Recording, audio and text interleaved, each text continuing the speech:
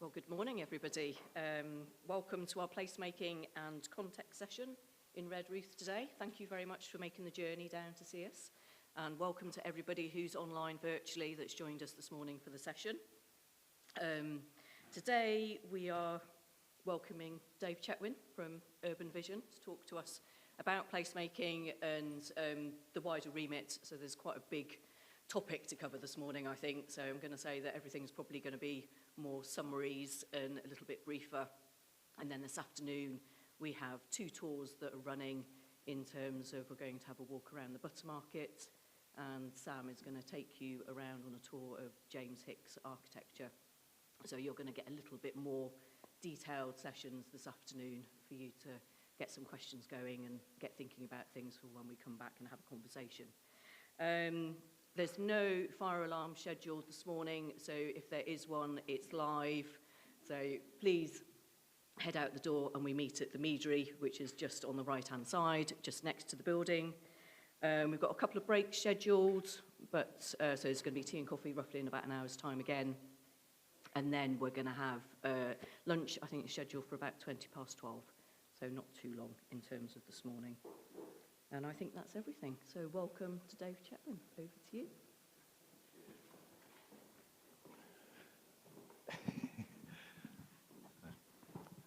Thanks, that's better. I've forgotten my watch, so if I keep tapping my phone, I'm not looking for text messages, I'm actually checking the time. It'd be quite rude, I think, to check for text messages.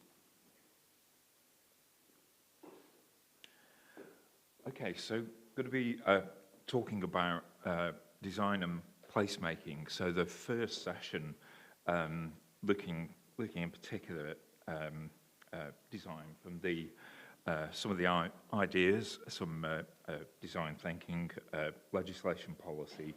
I'll go through fairly quickly, and sort of looking at design codes, how design codes are being used and how to make them effective. And then the second part after the break, I'll be talking a little more about the wider sort of agenda. If we look at the government's sort of guidance on design, there's a very wide-ranging view of what should be taken into account. So I'll be looking at that wider perspective, and in particular things like where housing should go and how it relates to historic centres, and how we can try and get the most positive, how we can plan for positive outcomes.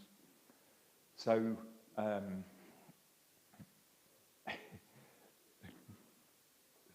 Okay. Oh, that's better. Okay, yeah.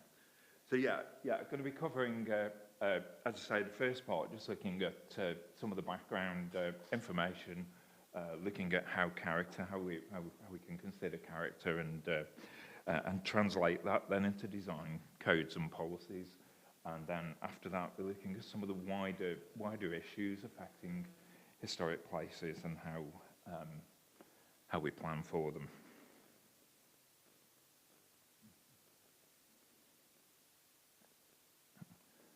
So just some of the background. Obviously, heritage is protected under planning legislation, and particularly the use of heritage and development of heritage is planning legislation, basically.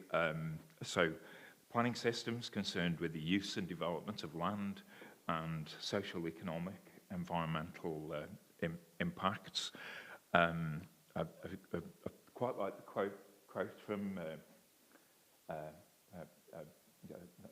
the bottom here, which really makes the case that areas are constantly in transition. They're part of a process, and when we're considering things like urban context or rural context, indeed, it's a journey, it's a process rather than a finished piece. So, and it's just useful to think why we have a planning system to help understand what the legislation is about. So increasingly now about addressing climate change, making sure that developers or property owners consider the wider impacts of their scheme, allowing communities to have their say, and that's a really important part, I think, of and one that at the moment there's a lot of debate around the role of communities and their ability to influence decisions. Obviously, government uses the planning system to set priorities, and we're seeing that again at the moment with the planning reform agenda. Mediating interests, and there are winners and losers in planning decisions often, but very explicitly part of the reason is to protect the historic, natural, green environments. Infrastructure, and this can be really important for historic environments, is infrastructure deficiencies can really affect the ability of an area to remain viable. And investor confidence, something often underappreciated, I think, is the need for certainty. Development's a really, really risky business. So conservation, I mean, modern conservation thinking really comes around a concern for conjectural sort of reinstatement and historicism. And a lot of our thinking today, that's led to the establishment of the Society for the Protection of Ancient Buildings. And a lot of the thinking today on heritage really stems from that, but some of the interesting, quite a lot of this relates to design, both in terms of what we do with heritage assets, but also the wider context. And my focus is very much going to be place throughout these presentations, but a lot of our thinking, and approaches to conservation really come from the sort of later 19th century. And we've seen as well more recently over the sort of end of the 20th century and into the current century, the development of urban design thinking, and in some countries there's more integration between landscape, architecture, planning, urban design, but we start to see a body of work about place and about the importance of spaces and the public realm, and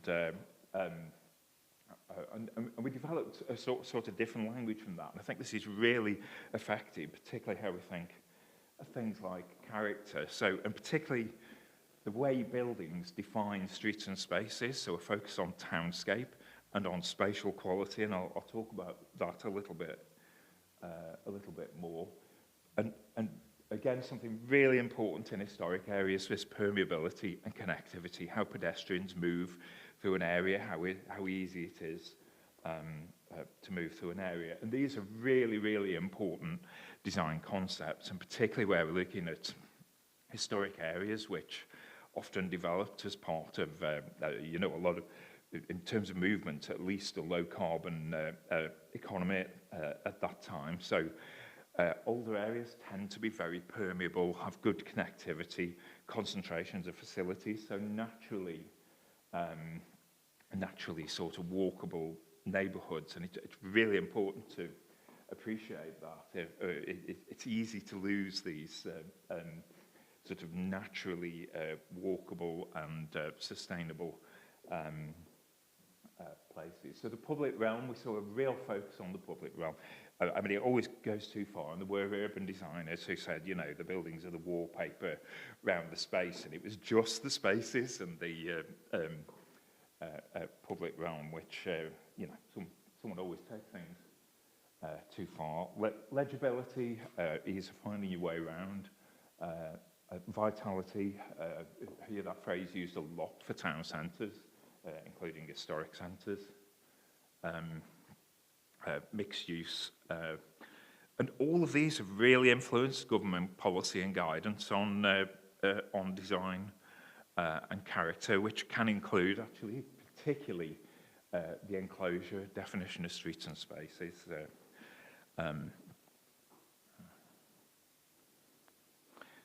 So I'm going to just put this slide together quite quickly, but just thinking of some of the different aspects of design. We've got the fairly subjective on the appearance side. So character, we can analyse character, and I'll look at that in more detail in a minute. But quite a lot of the urban design concepts about movement and public realm and the like are now very much seen in a green and how we achieve sustainable development and sustainable placemaking. So thinking on design is sort of shifting much more into a climate change and biodiversity direction.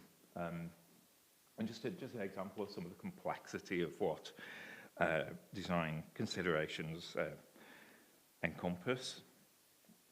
So I'll go fairly quickly through the legislation. I did a handout, which you'll have probably seen on the legislative basis for. But very, very quickly, the planning acts are to do with the use and development of land, as I mentioned, social, economic, environmental impacts, so the use of historic buildings and their development, that, and indeed wider areas falls under that.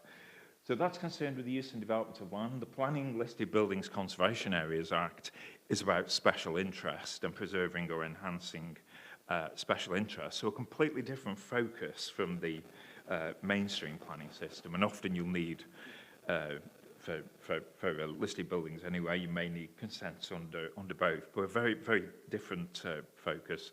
I won't particularly be going into the parallel planning system for nationally significant infrastructure, but it's there just for completeness. And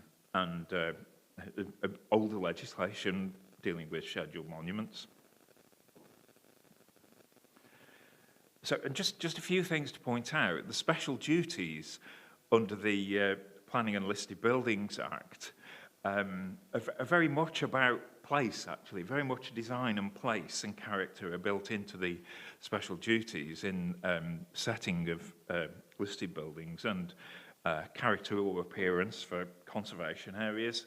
So actual statutory duties there, which place emphasis on place. And if we look at national policy as well, obviously the whole basis of protecting particularly, well, listed buildings and buildings in conservation areas is about economic viability and remaining in economically viable uses. But if we look as well, the emphasis in national policy about place, local distinctiveness, about character.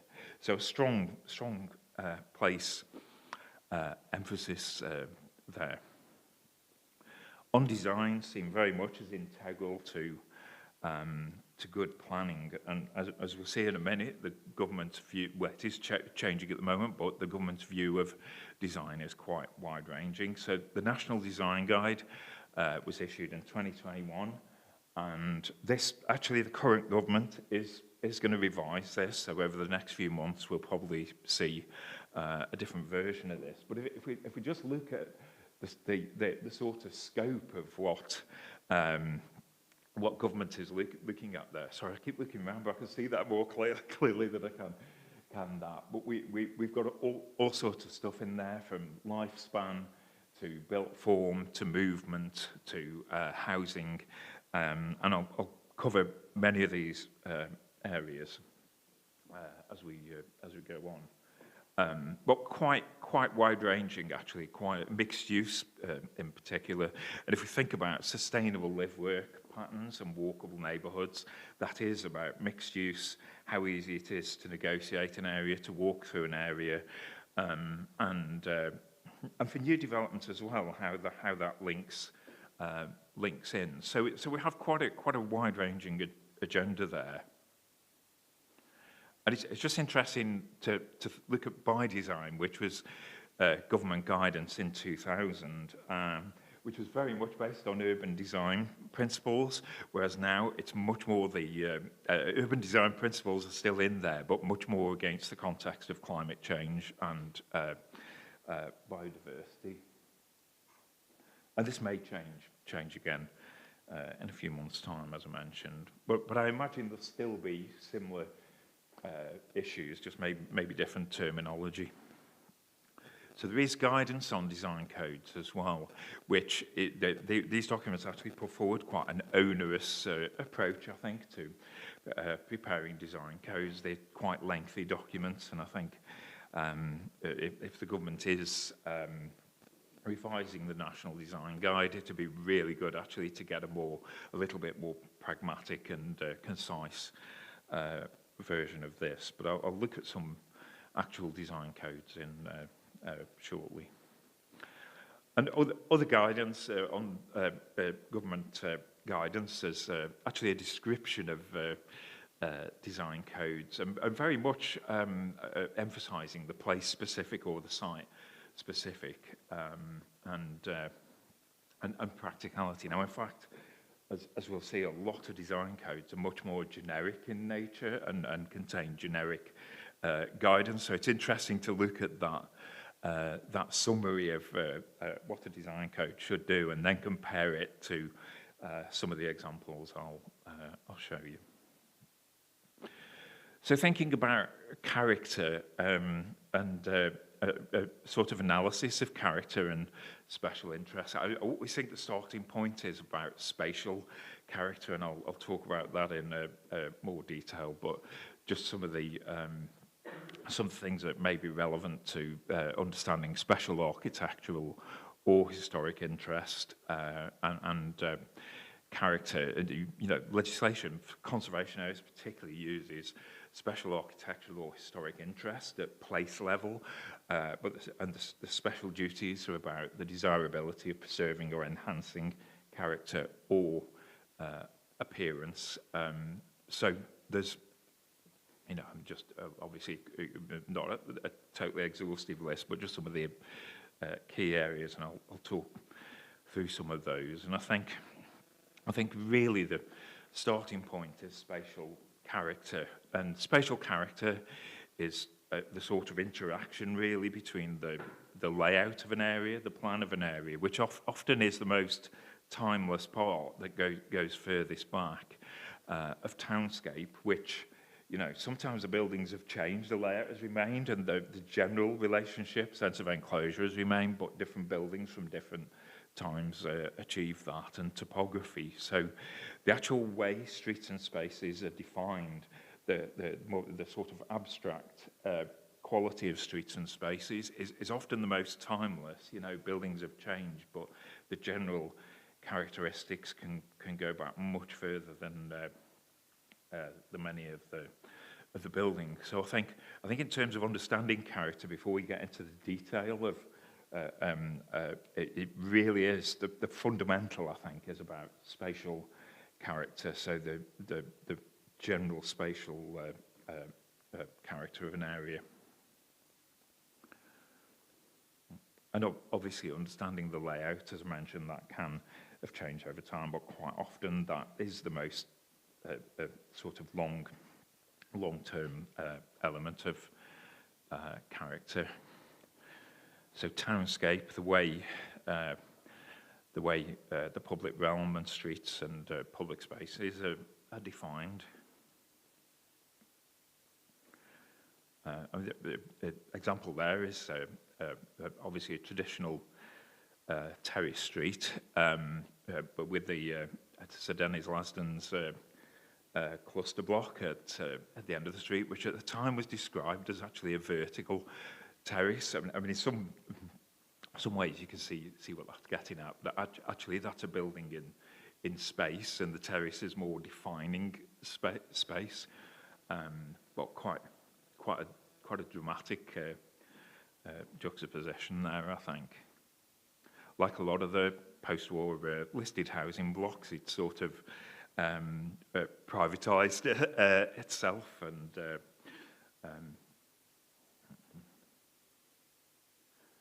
so you know, rural areas, towns, cities, really the definition of streets and spaces and spatial character is the sort of fundamental, I think, and the easiest to translate into planning policy, where you're doing planning policies, and particularly if you're trying to avoid over-prescriptive policies or you know, trying to avoid bland imitation, then concentrating on the townscape character is actually quite easy to write into very clear policy, which can set out relationship to the to streets and spaces and general massing and things of that nature.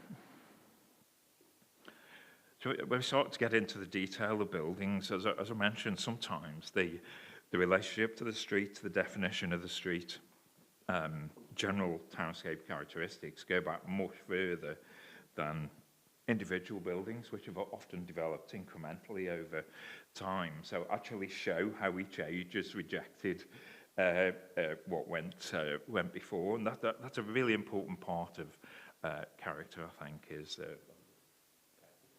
Yeah, no, I'm okay.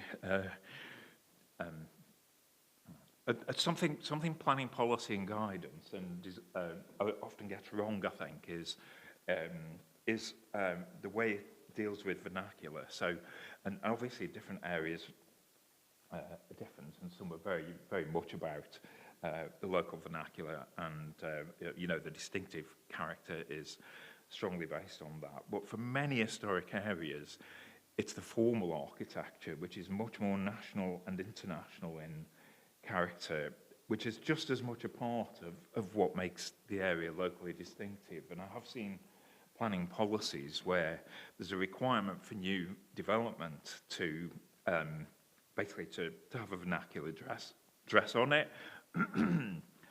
and actually, when you walk around the historic areas, they're as much, if not more, about the formal, the you know, the often willful statements.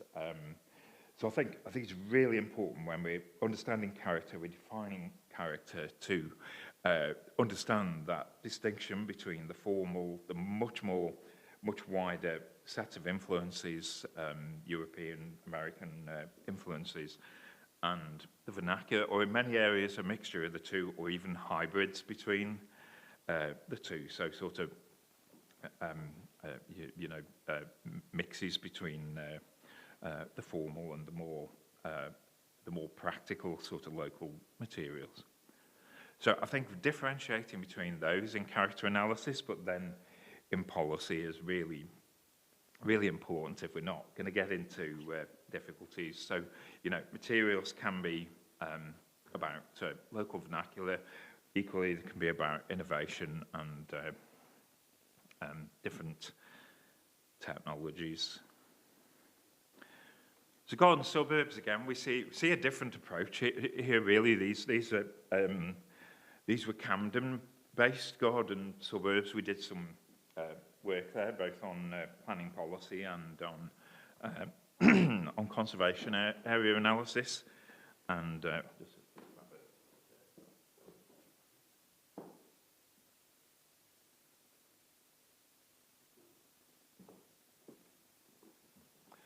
So here again, we see a real mix of elements of character with the spacing of buildings being different, but also green infrastructure was such an important part of character. And what we found, we were working with a neighbourhood plan body, and what we found, they were really keen on character and making sure development didn't water down the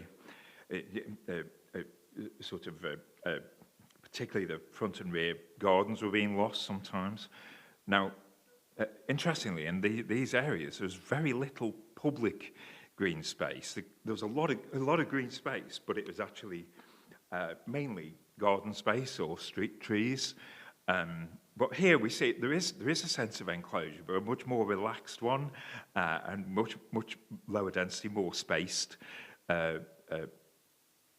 kind of character there. So a different philosophy going on here, different thoughts. And what we found is that development was being allowed sometimes, which it was picking up stylistic clues from what was there, but actually no thought at all of the relationship to the road, the importance of green space, how the two related to each other. So got a very urbanizing, very urbanizing schemes were being supported, and really the focus there, it seemed to be much more on stylistic matters rather than actually how the relationship of buildings and green infrastructure and streets worked. So, and we found here in planning policies there was a real correlation between trying to support biodiversity and green infrastructure and character. And we found that increasingly there's that close relationship. Some of the rural neighbourhood plans we've been involved with, the protection of biodiversity or achieving biodiversity net gain, and also trying to complement character and preserve or enhance character, they're actually common. It's actually the same things. We're dealing with the same issues. We're trying to protect the same spaces and features and infrastructure. So scale, and I do think sometimes some heritage bodies get the knickers in a twist over scale, and tall buildings in particular. And there's always been contrasts in scale. Even villages, we see strong contrast. I mean, quite dramatic. The Embassy Court building in Brighton, which is, obviously a grade 2-star listed building now, but quite a dramatic change in scale there. But there have always been, and many streets actually have complete diversity of scale. There's quite a nice example, which I pinched off someone else here, of the old joint stock pub in Birmingham, in the middle there, and how that fits into the streetscape. I mentioned that quite often the layout, relationship to the street and the general sense of enclosure are more timeless than the individual buildings. But quite a nice sketch there of when the old joint stock was first built. Was a very, very different situation. And there has been this tendency. Character is a changing thing, and it's really useful to understand that. I think Liverpool, where I live, obviously had a very, very high-profile debate on tall buildings, and I did an article in Context on the UNESCO decision, and one of the things I said, are people right to be concerned with tall buildings? Yeah, of course, but not the principle of tall buildings, more the individual circumstances and quality of tall buildings. And one of the things that happened here was the corner building there had 3 stories lopped off as a consequence of intervention, and actually created a much less satisfactory response to the context than, and there was no actual reason to do that. I do think we need to look at tall buildings on their merits, where they are and how they fit, rather than, I think we get into difficulties where there's just an attitude to tall buildings and their appropriateness, and particularly as the historic environment now includes tall buildings. So, you know, we're actually protecting quite a number of taller structures now, which are you know, statutorily protected heritage assets now. So I think once they get an in-principle objection, we get into difficulties because we start to lose sight of the individual circumstances and the realities of making towns and cities sustainable and you know, viable in the longer term. I think it was unclear as well with the UNESCO decision whether they were considering the impact on the universal value of the World Heritage Site, or whether it was more a judgment on how it was being managed, which is actually a totally different basis for a decision. And I do think there's some mission creep here. You know, there's some ambiguity and lack of clarity. And I think in the article I concluded, you know, we know now Liverpool Council had its problems and went into sort of special measures shortly after.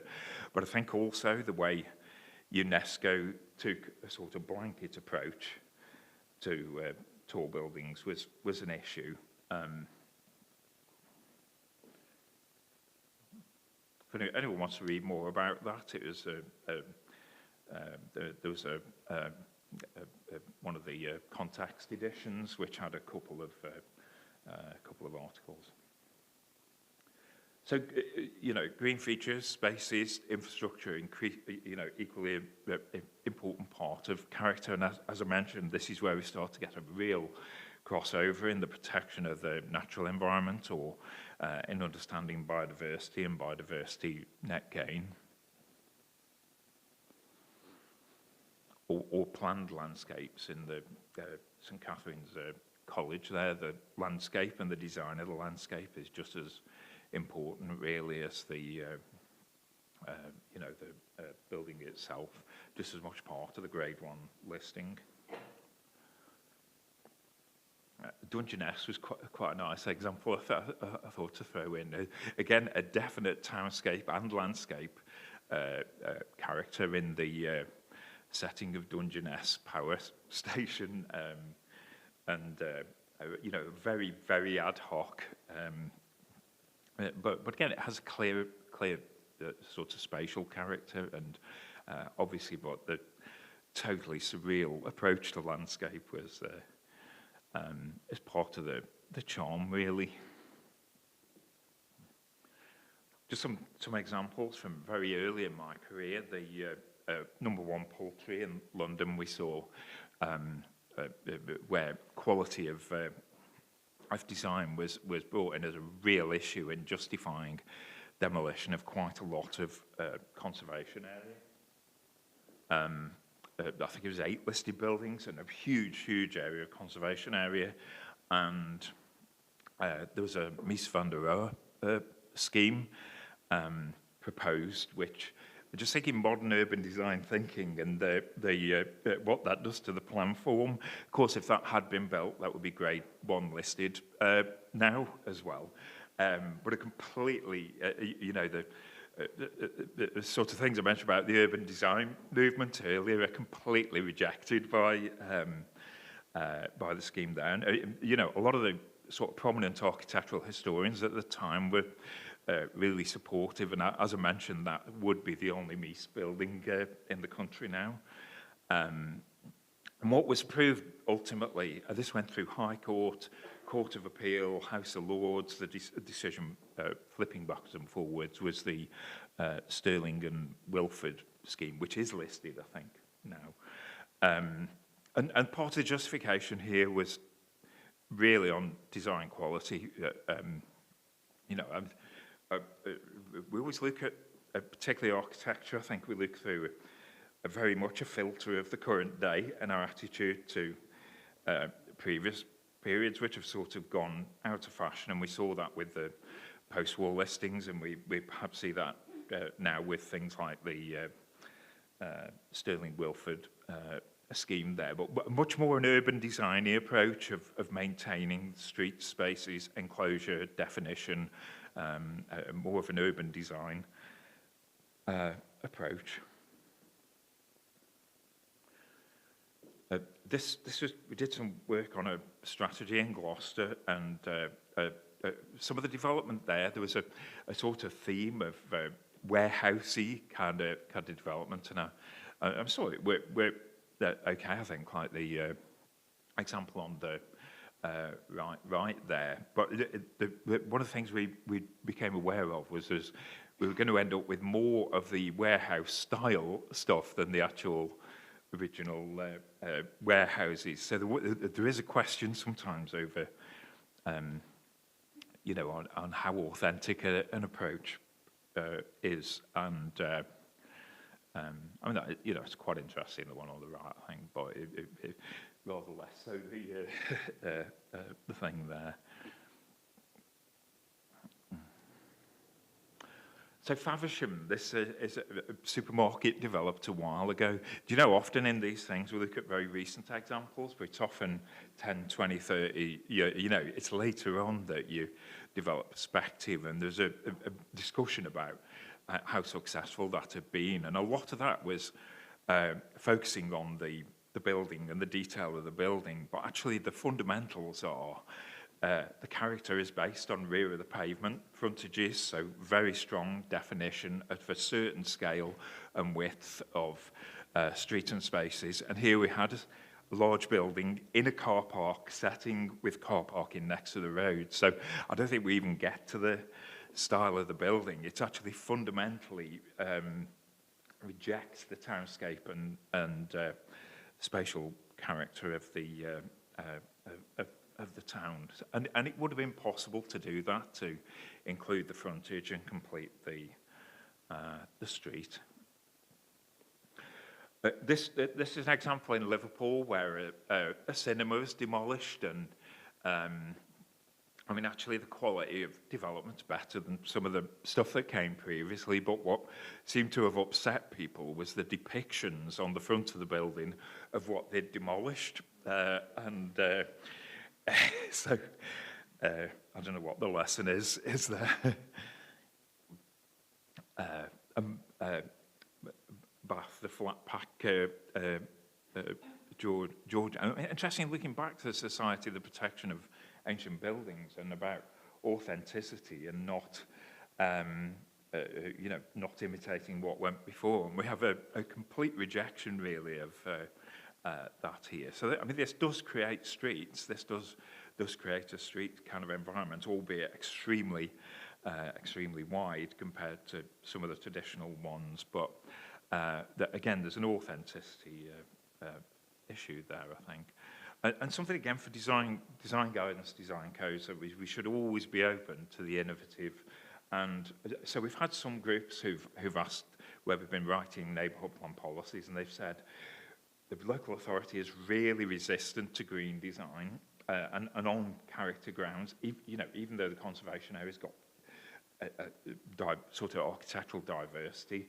So we've tried to build policies in to make clear that we're setting requirements in terms of townscape, relationship to the road and to the street, but actually supporting, making clear that the policy shouldn't be interpreted as requiring imitation, and that it shouldn't be a barrier to innovative or green design. And I think that's really important now, that not least because a lot of what we protect and what we protect at higher grades is actually quite, you know, innovation in its day. And you know, if we should never prevent the sort of heritage moving forward from being built. So a little bit about going on to design codes and policies, and there's quite a lot of talk previously on district-wide design codes, and I struggle with these a bit, really, because well, one districts are now massive. They're becoming more, they're becoming much bigger. We're seeing the merging of different local authorities, but even in a relatively small area, some of the town council or parish council areas we work in, it's really diverse. The character can be totally diverse. So, but there were pilots done for district-wide design codes, and I'll just run through some of those. So,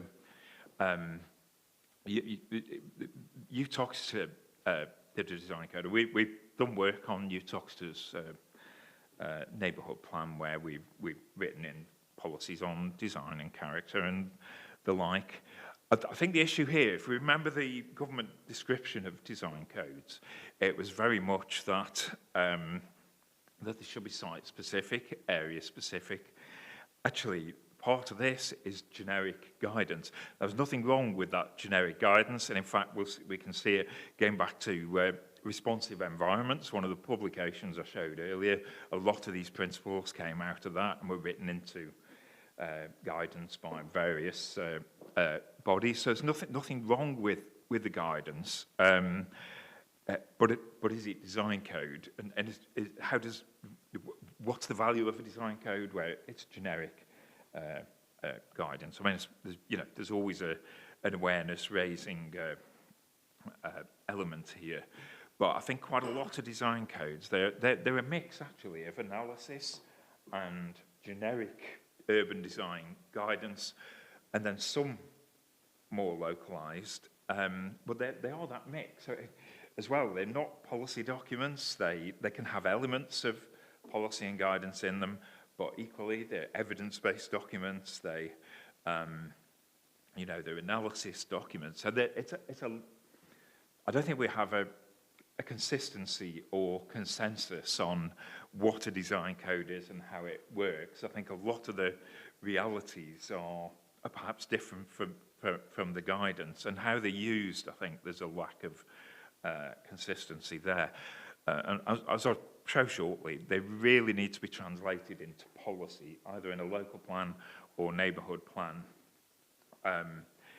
to really give them teeth to make a design code work. It needs a translation into policy, and in some ways, I think it's useful to see them as a part of the evidence base for policy making.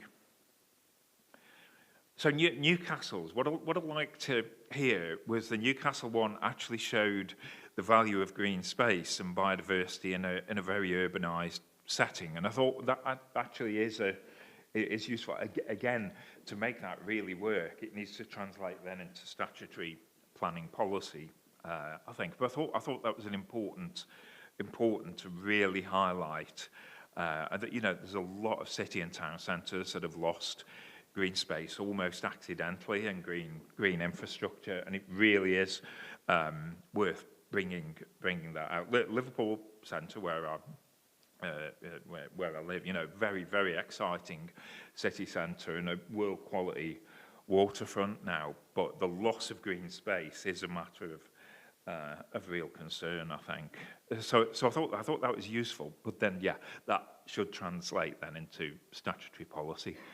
So Gedling has got a sort of multi-volume approach, but one of the things I thought this did usefully, but again, this is a basis for informing policy making then, probably local plan policy, is they define different kinds of areas, urban areas, historic villages. There's several different kinds of area, and that's quite a useful distinction in policy making. I think both for actual detail of policy, but particularly in deciding on growth strategies and where growth should go. And depending on the nature of the area, you could target the more urban areas for housing growth.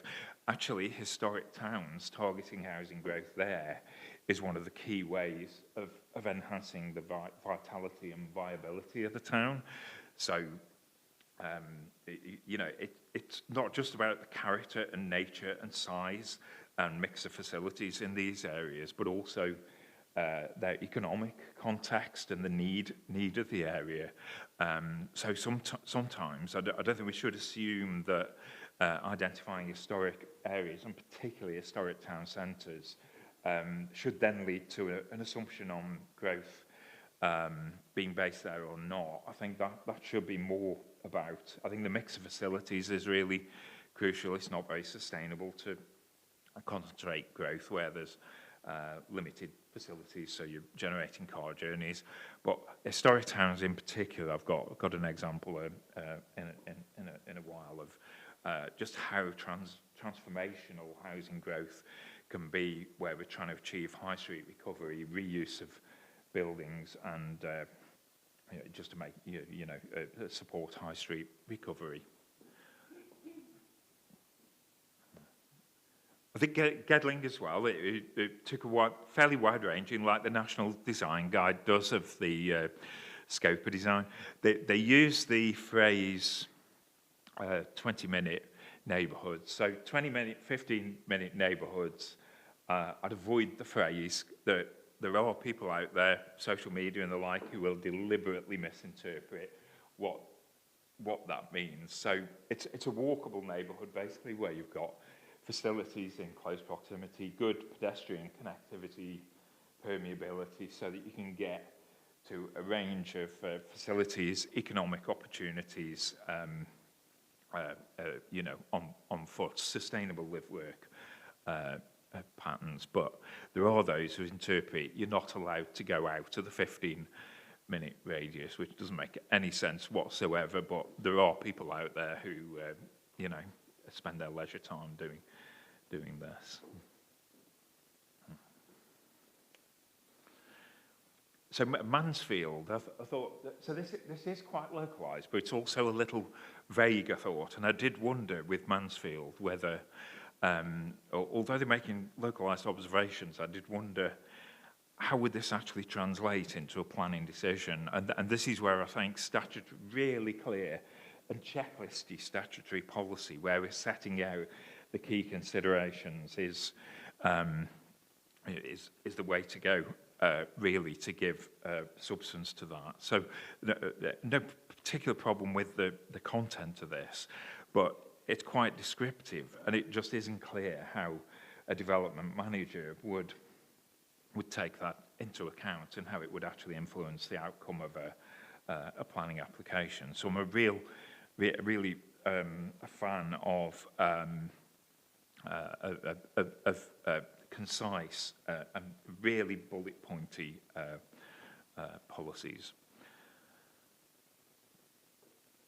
And some illustrations, which actually is very much about the street, the urban design sort of principles, the street, enclosure, definition of space, creating proper streets, so useful illustrations, I think. And, some good material on the importance of detail, finished materials, things like that. So with design codes, what we're finding, particularly through some of our neighbourhood planning work, is if you feed the design code into policies or master plans, or very specific localised requirements, or even area-wide policies, then it's much more likely that they will make a difference in the development management process. If that's fairly generic guidance, a policy that just repeats what's in the MPPF or talks generally about preserving or enhancing character or appearance isn't going to make any difference at all. It really is about helping to define what we mean by that in policy. So got an example of that from the Maids Morton neighbourhood plan, where we tried to identify what were the key elements of special interest and character, and then the policy wasn't to slavishly follow, but to take account of these different elements. And we thought by setting out what the fundamentals of character were, it would give them a much stronger basis to make representations on planning applications, because it could show which elements of character had been taken into account and which had been ignored more. And it makes clear further down in the policy that It's not, it's not a basis for imitation or restricting creative design. So we tried to be much more specific. Rather than saying should preserve or enhance, we tried to explain what that meant. And something we're finding with, done work on a local authority level and actually for national bodies and for town and parish councils. And what we're finding in design policy is, firstly, there needs to be a discipline of policies, and there's a lot of plans out there where there's a design policy, then different design requirements in housing and employment policies and things like that. And it is a case of making sure there's a real discipline to policies where each issue is dealt with in one place. So the clearer we can be on what we want development to respond to, the better. Development managers or elected members, they have different levels of experience and understanding of design. So the more checklisty we can make it, the more likely that it will, it'll make a difference to decisions. But also for those making representations, you've really got something to go against, where you can point out it complies, it doesn't comply. There's a lot of vague policies out there and ambiguous, etc. We tend to steer towards the spatial and the general characteristics of an area rather than getting too much into detail. Obviously, you've got to evidence policies.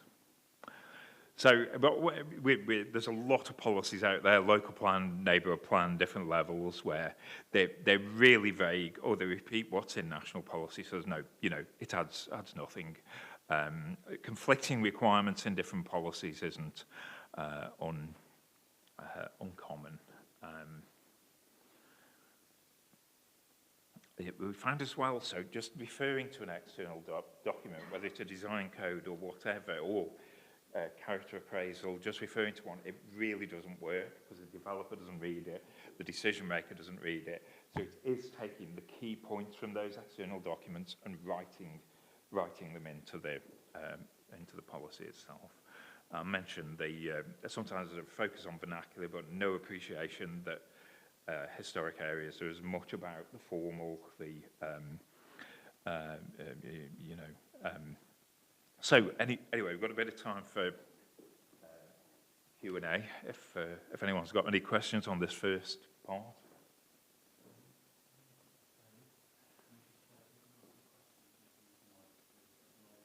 Oh, yeah. Sorry, I don't know if I'm moving. I see, right, yeah. I'll use this one. Confused.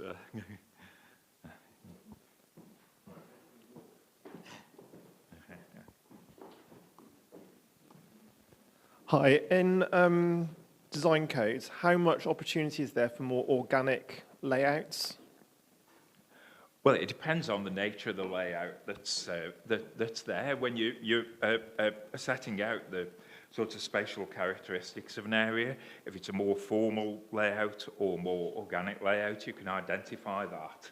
And so in setting out sort of key characteristics for the area, you could specify. So I think it can be more prescriptive there as well on layout, although there are areas where there's a bit of the formal, the organic, they can be very, very mixed, so you can recognise that. But I think making sure development responds to the nature of the layout, the general spatial characteristics, townscape characteristics, I think that's where your policy can be clearer and more prescriptive, but not over-prescriptive once we get into the more detailed matters. It depends entirely on, in doing the character analysis, that's your starting point really, is layout, spatial quality,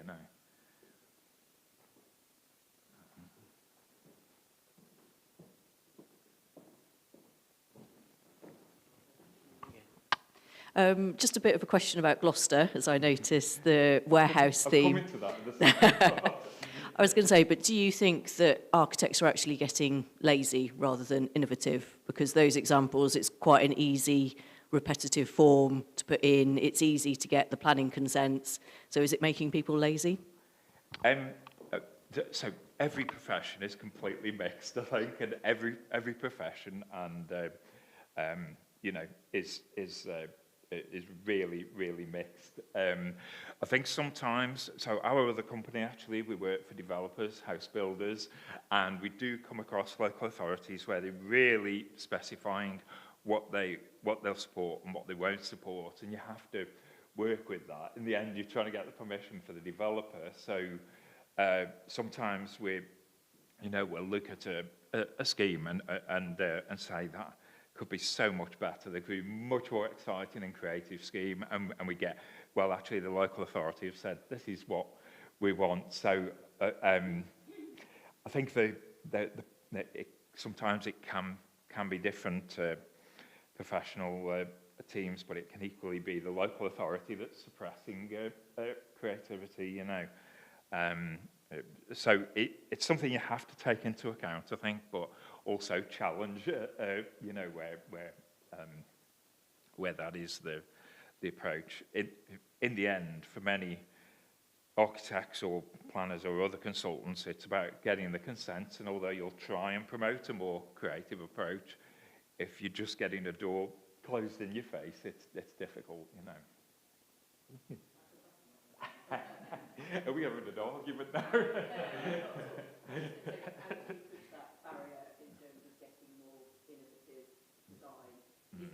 Design codes, I don't know, because working in the local authority, I'm with you, there is a lot of resistance to having something which is a little bit more interesting. It does seem very samey and you could be anywhere. So in terms of placemaking, how do we push it?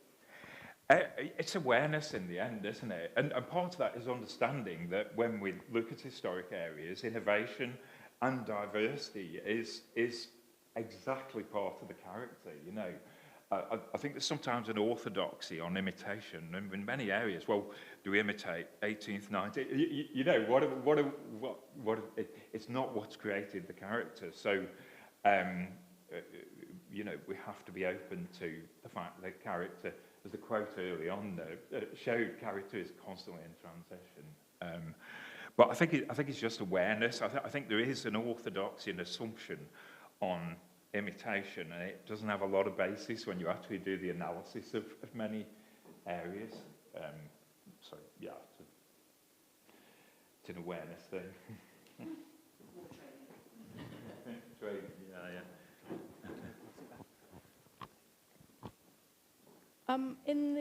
In a lot of the sort of 70s urban design approach, there was a lot on sort of texture and the materiality of places. How do you think we can ever capture that or address that sort of question in modern design codes?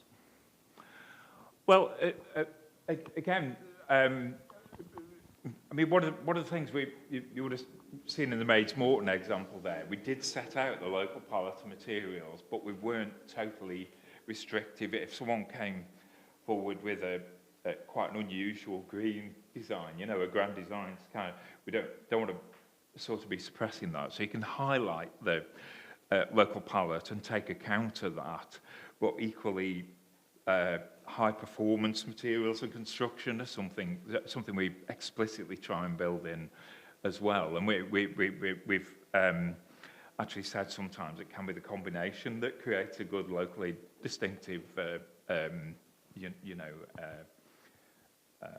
sort of solution.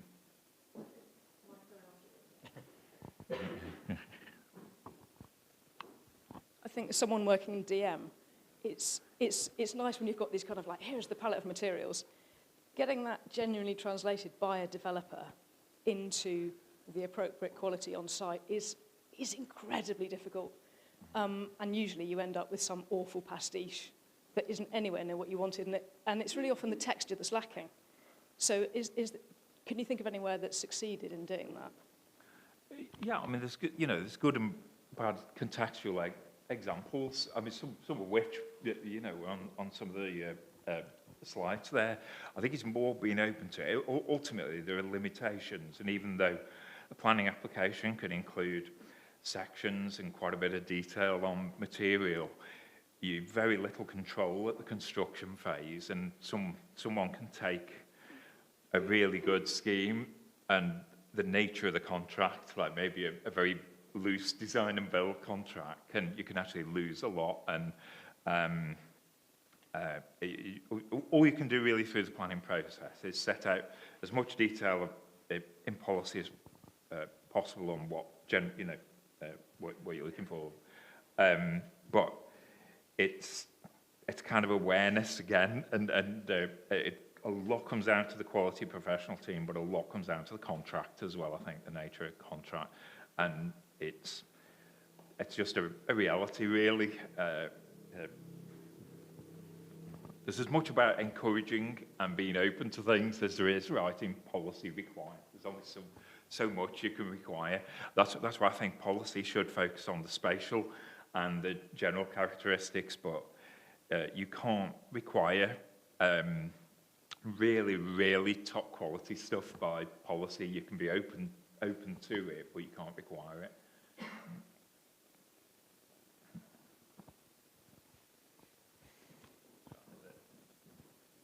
Still no text.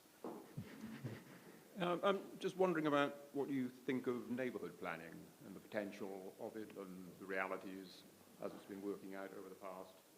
So I should declare an interest. I wrote the neighbourhood planning roadmap guide that the national programme uses, and we've been a partner in all 4 of the national programmes so far. So we've done well over 200 neighbourhood plans. I think at their best, I think they actually set the example for how to plan for areas. They engage early, they have business people involved, really diverse people with diverse skills involved, which aren't always available to local authorities. At their best, they're quite sophisticated, quite clever strategies for development and clear, localised policies. I think there's a lot of plans out there that are very generic and don't actually do very much. The policies actually are mainly inconsequential and stuff. So it's like local plans. Actually, neighbourhood plans tend to be better on the engagement side. They do bring in more diverse stakeholders, and I think that's one of the best things about it. But I think where they turn into well-drafted policies, they've made a real difference. But there is a lot of generic stuff out there. I think now, with the new housing targets as well, a neighbourhood plan can be a means of proofing the area against 5-year land supply issues. So the relaxation of policy, the tilted balance under the NPPF, doesn't apply to a neighbourhood area that has has evidenced housing need and delivers that need over the plan period. So that now makes neighbourhood plans really, really important, and that's the reason a lot of groups that have done neighbourhood plans are now revising them so that they can put that evidenced housing need figure in them. That a lot of the country is going to go into a 5-year land supply deficit over the next year or so. So the neighbourhood plan's one of the means of proofing against that. And some have done really extensive, very ambitious growth strategies. I'll show you one actually after the break that's done quite extensive housing site allocations. So they can really make a difference to things like the viability of historic towns, you know.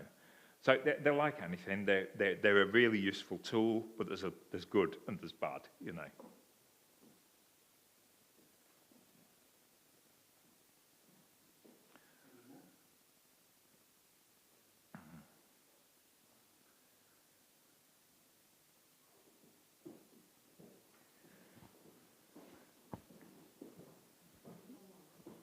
Sorry? I can't see any questions from the online audience, so I think we move on. It's break time, isn't it? Okay. Coffee, I think. Thank you. Thanks, Dave.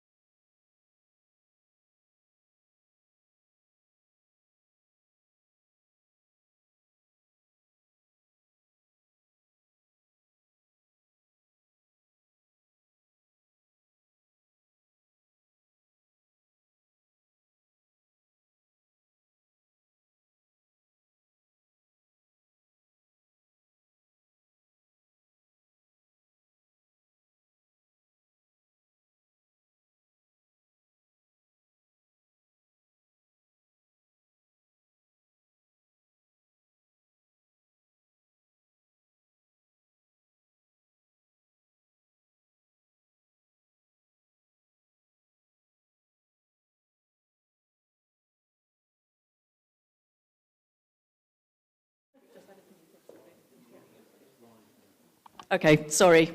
For those of you in the room, you'll have to hear me again. So those of you who are joining us online, if you've got any questions for Dave, please can you email those to Jonathan or Greg on IHBC Southwest Treasurer, and we'll pick those up and we'll be asking Dave those roughly about 12 o'clock, 12:15. And we also have Anne Harrod Hart, who will be joining us to talk about the IHBC Annual Day School, which will be held in Shrewsbury this year.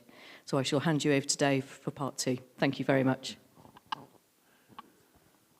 Okay, stand on the X. Really? How many people have to vote for the trap door to go? Okay, I'll just put me. I did get one task during the break.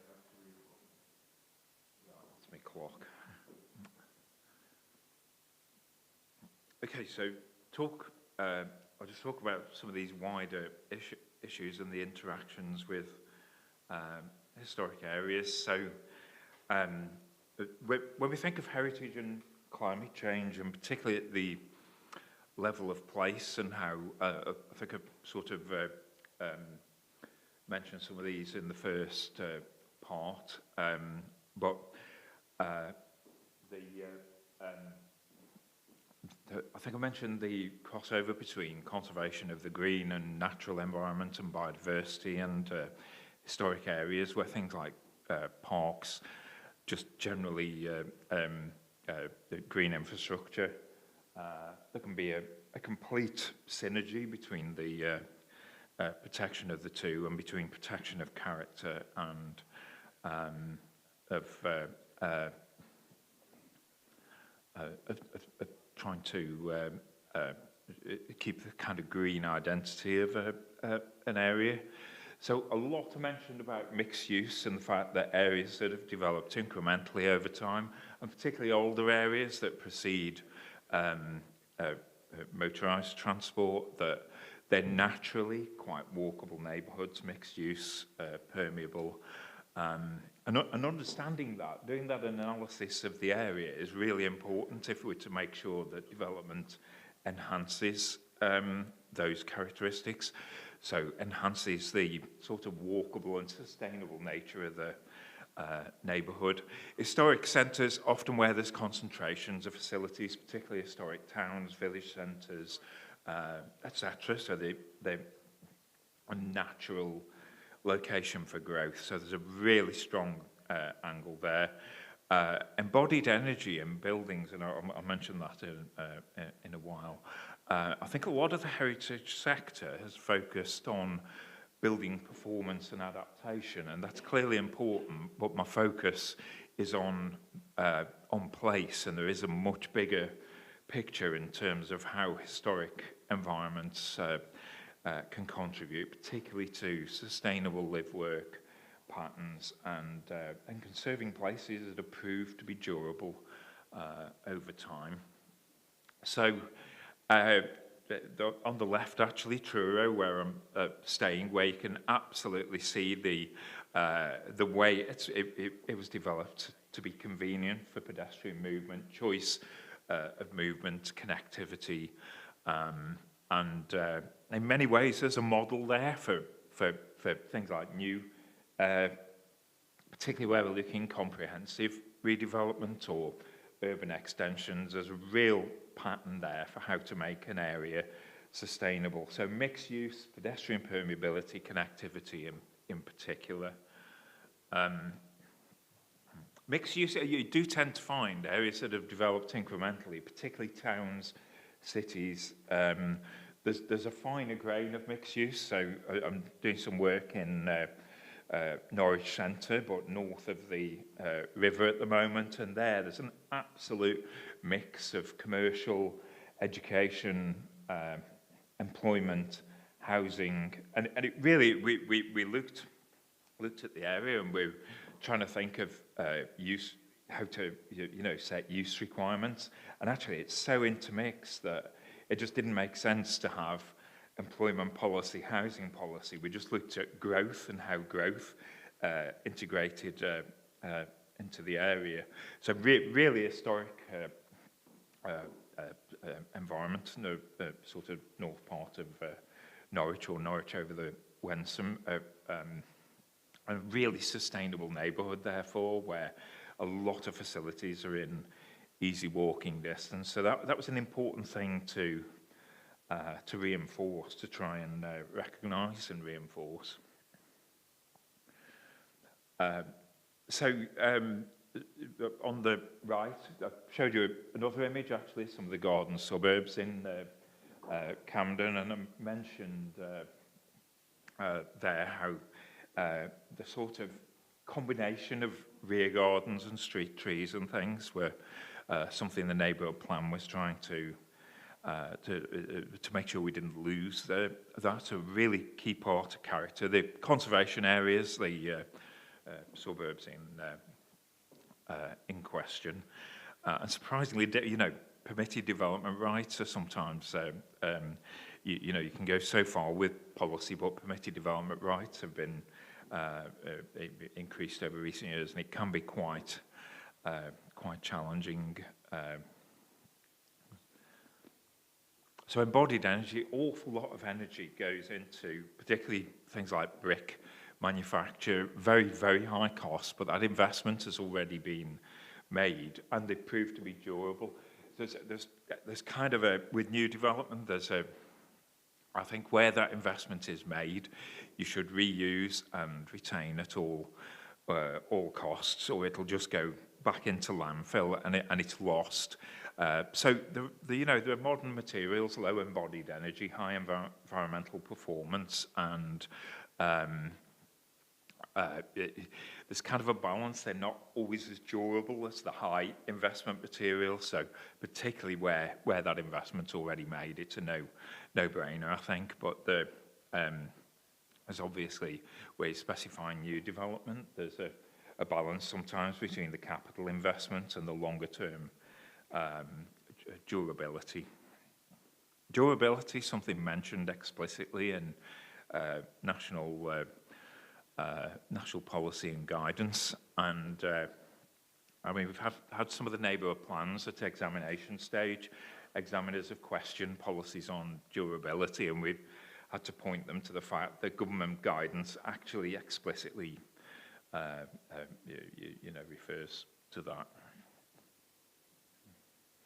So just thinking, when we're thinking about climate change or biodiversity, there's a complex web of different elements that feed into that. And it's about movement, it's about mix of uses, particularly where growth goes, the most sustainable locations for growth. So something we found with neighbourhood plans is the heritage is dealt very much as an integral part of many of the plans we've been working on. So rather than a heritage policy, it's actually something that is relevant to high street recovery, regeneration, housing growth, all manner of different aspects. So I think that's why it's increasingly important, really, to deal with heritage as an integral part of the wider social, economic and environmental planning of the area, because there's so much interaction between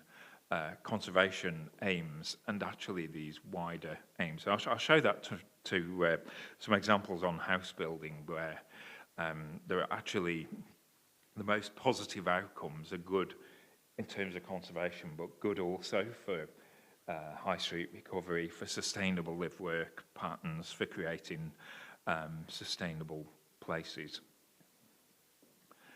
So when we did the Conservation Professional Practice Principles document, the IHBC and Historic Towns Forum and Civic Voice guide, one of the things we did there is set out the various values that historic places have, very much to show that there is an economic value. Heritage is good for growth, it's good for regeneration. Often peripheral, slightly run down historic areas really have an important role in recovery. So particularly peripheral commercial and in industrial areas go into decline. That actually creates low cost floor space that can attract startups, creatives, and the like. So there's this a complicated interaction. So we, really, it's understanding the wider values of the historic environment. We shouldn't take just a cultural view that it's about special interest or significance, or there's a whole range of values, and we're looking to maximise the best outcomes for the historic environment, but also how the historic environment can help to deliver wider public policy aims. And obviously, most heritage is in productive use. It's part of the infrastructure of towns, cities, villages, and the whole basis of our planning system and protection of historic assets is to keep them in productive use and economically viable uses. And decisions affecting heritage, they are about really, and something the Conservation Principles document brings out is this is about reconciling different considerations. For owners, it's investment value or occupying the utility of heritage assets. For there's that range of economic, community, environmental values. Showed some of the green spaces and the benefits they create. It is about balancing and trying to get the best overall positive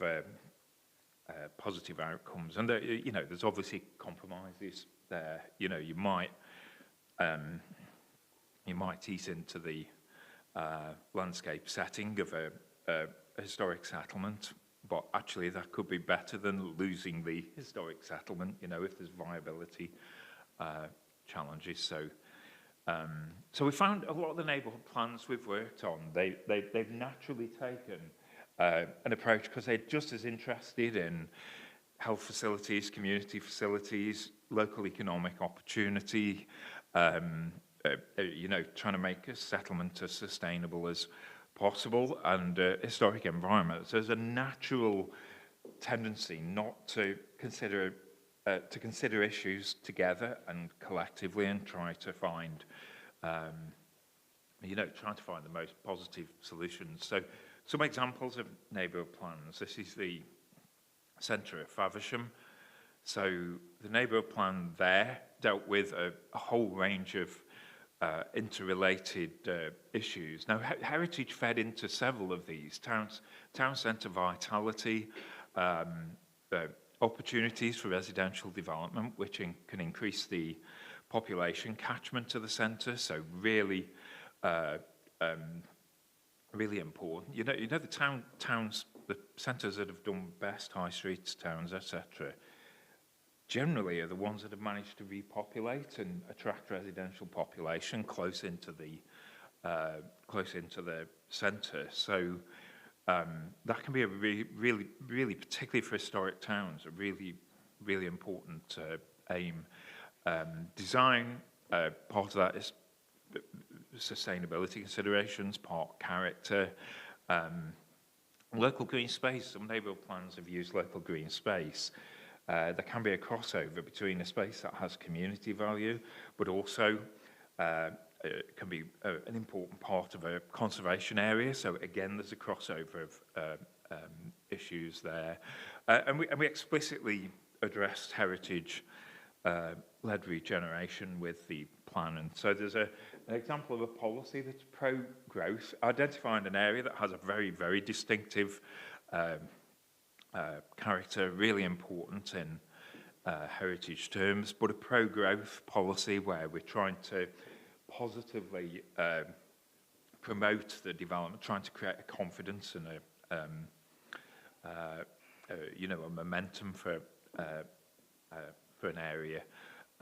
Setting out what's important about place and why. It's basically understanding why the area has such potential, economic potential and regeneration potential, and making sure that it develops in the way that will maintain that.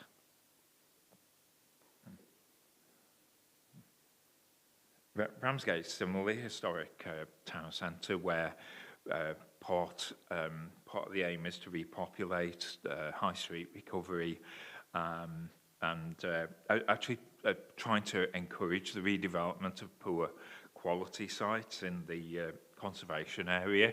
So there are investment opportunities and enhancement opportunities. Locally specific heritage policies relating to things like the Dolomite features, concrete rocks, which are a really distinctive part of the area's environment. So, so pro growth. It's not a competition between conservation and high street recovery and growth. They're mutually reinforcing things. So some of the rural plans, particularly concerned often with local facilities, but where housing is going to go, and how the locations where that housing is actually going to contribute to the vitality of the village centres, help to make the facilities more viable. And that's not just about where the housing goes, but also connectivity, how easy it is to walk from new housing areas into the centre. So a real emphasis on active travel and pedestrian connectivity.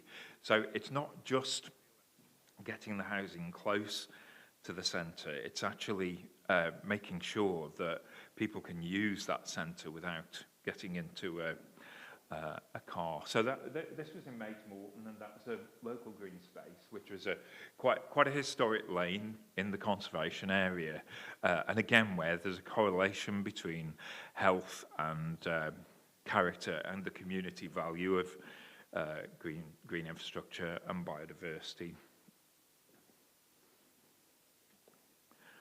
And we know heritage can actually be quite a dramatic catalyst for change and development and total reinvention of the Liverpool waterfront. There was obviously a debate here over managed decline at the time and whether to go for an approach of managed decline or to try and regenerate. And the Albert Dock was listed as part of that, and was obviously a starting point to a lot of other things that happened later that started to create the confidence. It was such a distinctive place and a quite enlightened development of the docks. Helped to create the investor confidence and the visitor and business confidence. But we saw that debate again later on with the housing pathfinders a while back, and quite an interesting comparison between terraces that have been purchased for demolition, and then obviously the pathfinders came to an end. There was a change of national policy, and we've seen many of those streets refurbished to quite a high standard now. And I think the whole concept of managed decline is if you plan to fail, you will fail. And I think Liverpool's one of the really good examples of how a more positive and ambitious approach, it can lead to better outcomes, better historic environment outcomes, better housing outcomes, better community outcomes, more sustainable forms of development. It's not an either or. Historic environments have really been important in high street recovery. One of the things the High Street Task Force recognised is heritage as a key, and quality of place as key factors in improving the vitality of high street. And we've seen quite high profile conversions, and particularly historic buildings that have become sort of food-based hubs, magnets in historic towns. So, and high streets, there's a lot of generalisation about high streets at the moment, and about some high streets are really in trouble.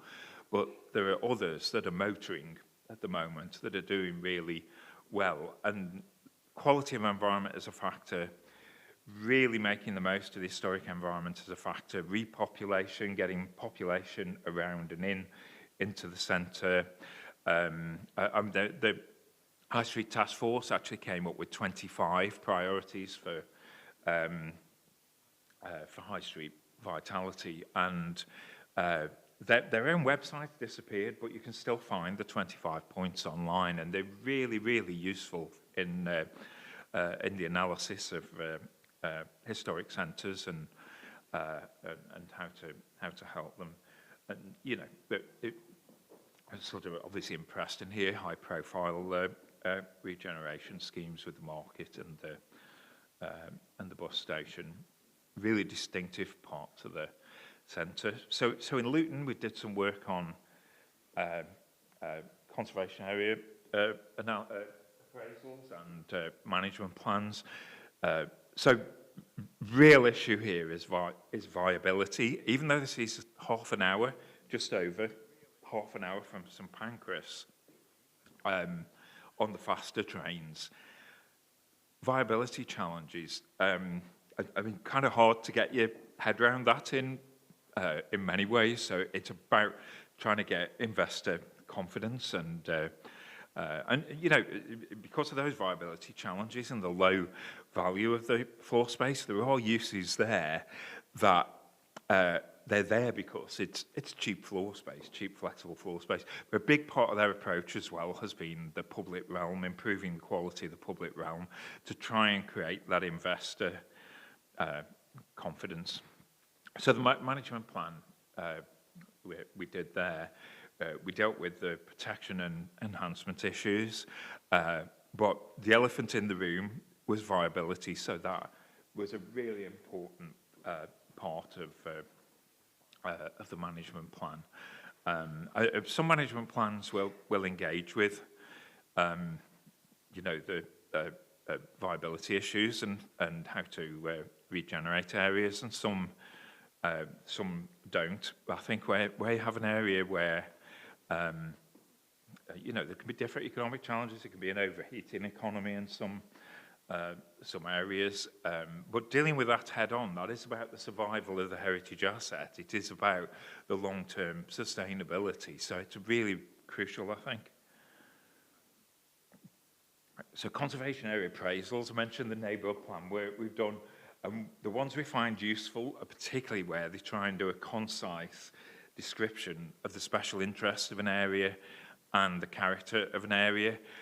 There's quite a lot, they really, really vary actually, but there's some that are very, very long descriptive documents, and they're much harder to turn into policy.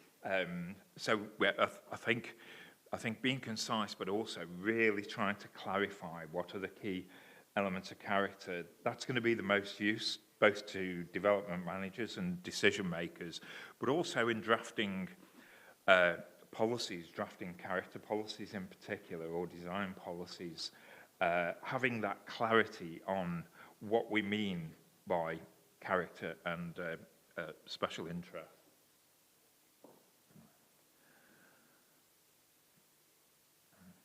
We find with policy, the more narrative-like they are, the more ineffective. It really is about clear statements of what you want. So Gloucester, I said I'd get to Gloucester. Heritage strategy there, part of this is populating the centre. I mean, there's a wide overlap with heritage strategy and general regeneration and town centre development. But connectivity between the historic centre and the historic docks was a real issue, getting better ease of movement, and there weren't clear paths or not clear enough and convenient enough links there. Viability of upper floors, a real challenge there, and there's partly physical constraints there and partly just the nature of the local economy, evening economy, food and drink and the like, and skills, local skills. So number of different angles there.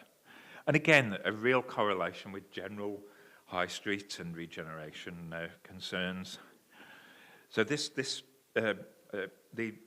images are of Blandford Forum, where I got involved actually in a mediation capacity, a neighbourhood plan doing very, very extensive housing site allocations, and so I got involved to help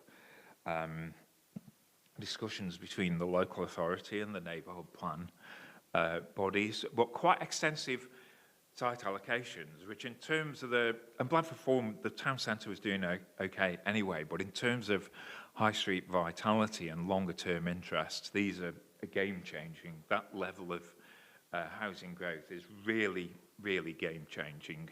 That gives a much more positive sort of way forward really for the town. And so something found with housing site allocations, and particularly around historic areas, the approach varies greatly, and I wanted to contrast really different approaches there of, I think sometimes housing sites are identified through different processes, and then impacts on heritage are considered later. But actually, if we're trying to get the best strategic and positive outcomes for heritage, it should be in the mix at the beginning. What are we trying to do with housing? Get the most sustainable locations that will help existing centres, the viability of existing centres, conservation of, which, often conservation of the historic environment, improving viability, high street recovery, sustainable live-work, sustainable locations for growth. They're mutually compatible. So it should be something considered right from the beginning. We should be looking how we can get the most positive impacts in terms of sustainable development, high street recovery, conservation of historic towns, and how heritage can positively support those. So it's about finding the best overall solutions. It's not an either or. And as I mentioned, connectivity between housing and historic centres is crucial. I've actually found consultant briefs for looking at housing site allocations where there's an assumption on negative impacts and then how to mitigate those impacts. If we start looking only at the negatives, we won't achieve the most positive outcomes for the historic environment or for anything else. So, housing site allocation, and I do have concerns at the moment on how much housing land is going to come onto the market, because the biggest barrier to housing development in many areas is viability, and bringing more land on in those areas will actually reduce the rate of delivery rather than increase. So I think there is a real issue there of sort of southeastern London-centric assumptions about the nature of the land and property economy. But getting those sites in the right places is going to be one of the real challenges of the next few years. So the public realm as well in historic areas, really understanding the economic value and social value of public realm. And actually after COVID, or during COVID, and after we increasingly saw economic activity spilling into streets and public spaces, and that has created permanent changes in some areas, and that's a really important angle, I think, where we're looking at historic centres and how to maximise their vitality. Just some nice public realm examples there of the road to nowhere and bin-led public space planning with an extra bin in case. So just a bit about engaging on heritage, and neighbourhood planning has been really good on community and stakeholder engagement, from stakeholder mapping to involving a much wider variety of people in the planning process. And also there's been steering groups for many neighbourhood plans, and a lot more people have got involved in planning. And for the historic environment, firstly, I think historic environment engagement should be an integral part of wider engagement. There's a real risk communities are over consulted, but it doesn't then lead to positive outcomes and clarity on how their views have been taken forward. So with neighbourhood plans, they've been really good on early stage engagement, and that's a learning thing. Later consultation is about testing your plan or policies or master plan, but early engagement is about learning and finding out. I remember someone saying, how can you engage with a community until you've got something to show them? And I thought, well, how can you develop proposals for a community until you know who that community is? So the early stage engagement is about learning how a place works, what people's priorities are. What we found as well, if you approach communities on, we're doing statutory policy, they switch off at that point. But if you approach people, what's improving in your area, what's getting worse, and what needs to happen, they'll really, really engage. And, you know, the community is really diverse as well. I think the involvement of businesses and a wider variety of people in neighbourhood plans has really created, in many instances, more ambitious and well-informed plans. Just sort of a quirk almost on consultation. Where a management plan has enhancement proposals, there's this really odd duty. There's a statutory requirement for consultation, and you've got to actually hold a public meeting, which is probably the worst, most ineffective way of engaging with anyone, but just something to be careful of on management plans. Where there's enhancement proposals in there, it may trigger the Section 71 requirement. I mean, anyway, with consultation, if you're doing statutory consultation, this consultation case law you've got to be aware of in the way that consultation is done, and there's not always a good level of awareness of what that means. So heritage evidence base as well. Obviously understanding the resource, nature of the resource, and character, but there's also how the area is changing, economic factors. So character and nature of the resource is obviously about identifying the statutory, non-statutory. If you're doing that on an area basis, sorry, that shouldn't have moved on that quickly. If you're doing that on an area basis, it really is broad brush, understanding the nature of the resource. And similarly with character, in some areas there may be character over a wide area, but many are really varied. So like the garden suburbs I showed earlier, you've got also the concentration of modern movement architecture, or Stoke-on-Trent's bottle oven. So, but we're looking heritage evidence based. The bigger the area, the more generalised. We're just trying to identify the nature of the resource and any particular issues there. So, understanding what's happening in the area after COVID, we've seen real changes, less demand for corporate office space, more demand for flexible office space, probable large-scale changes of use to residential in some centres. So understanding what's going to be happening in the next, what happened, what's going to be happening is really crucial if we're to plan positively for historic areas. And viability, understanding the economic challenges is fundamental. It's almost the most important part of a heritage evidence base is understanding whether we're dealing here with an overheating economy, land and property economy, or it just doesn't stack up, and unless we intervene in certain ways, it's not going to survive. And what's happening also in terms of infrastructure? I mean, quite a dramatic example there, building was vacant for quite a lot of my life, and then the Crossrail that became the Elizabeth line, suddenly a lot started regenerating in part of London. Infrastructure can have really, really fundamental impacts on the viability of from individual historic buildings to town centres to former industrial areas. So just finish on some of the resources available on design and placemaking. IHBC Toolbox has various guides in that on some of the issues I've been talking about.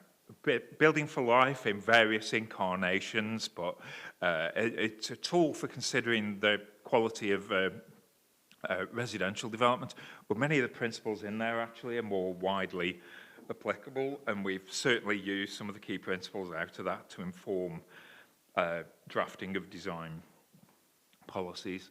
Place check, which really is about identifying the good, the bad, and what needs to change. It's something that we wrote into the roadmap guide for neighbourhood plans. It's a good starting point, actually, not just in terms of quality of place, but how a place works, the economics, the community issues. You know, asking people what's good, what's bad, what needs to change is quite a good starting point. And without loading the nature of engagement as well, without making assumptions on what the key issues are going to be. So guides to heritage and neighbourhood plans that we wrote for the National Trust, and the IHBC principles I mentioned earlier. Really good starting point on urban design and planning principles. There's Essential Urban Design, published by RIBA, Rob Cowan's book. I put also there the Jane Jacobs, really classic text. So this was 1960s, and Jane Jacobs recognised the economic role that older, more peripheral areas have in supporting enterprise, and I think you know that's a really, really key message. There's lots of guidance out there on design codes, but me really key message, I think, is about the need to build them into policy. So, I mean, just really to sum up some of the, you know, heritage should be dealt with a wider planning of the area, wider social, economic, environmental context. I think for character and design codes, spatial quality, townscape are the fundamental sort of, really the fundamentals of character. Trying to find the best solutions for historic environments.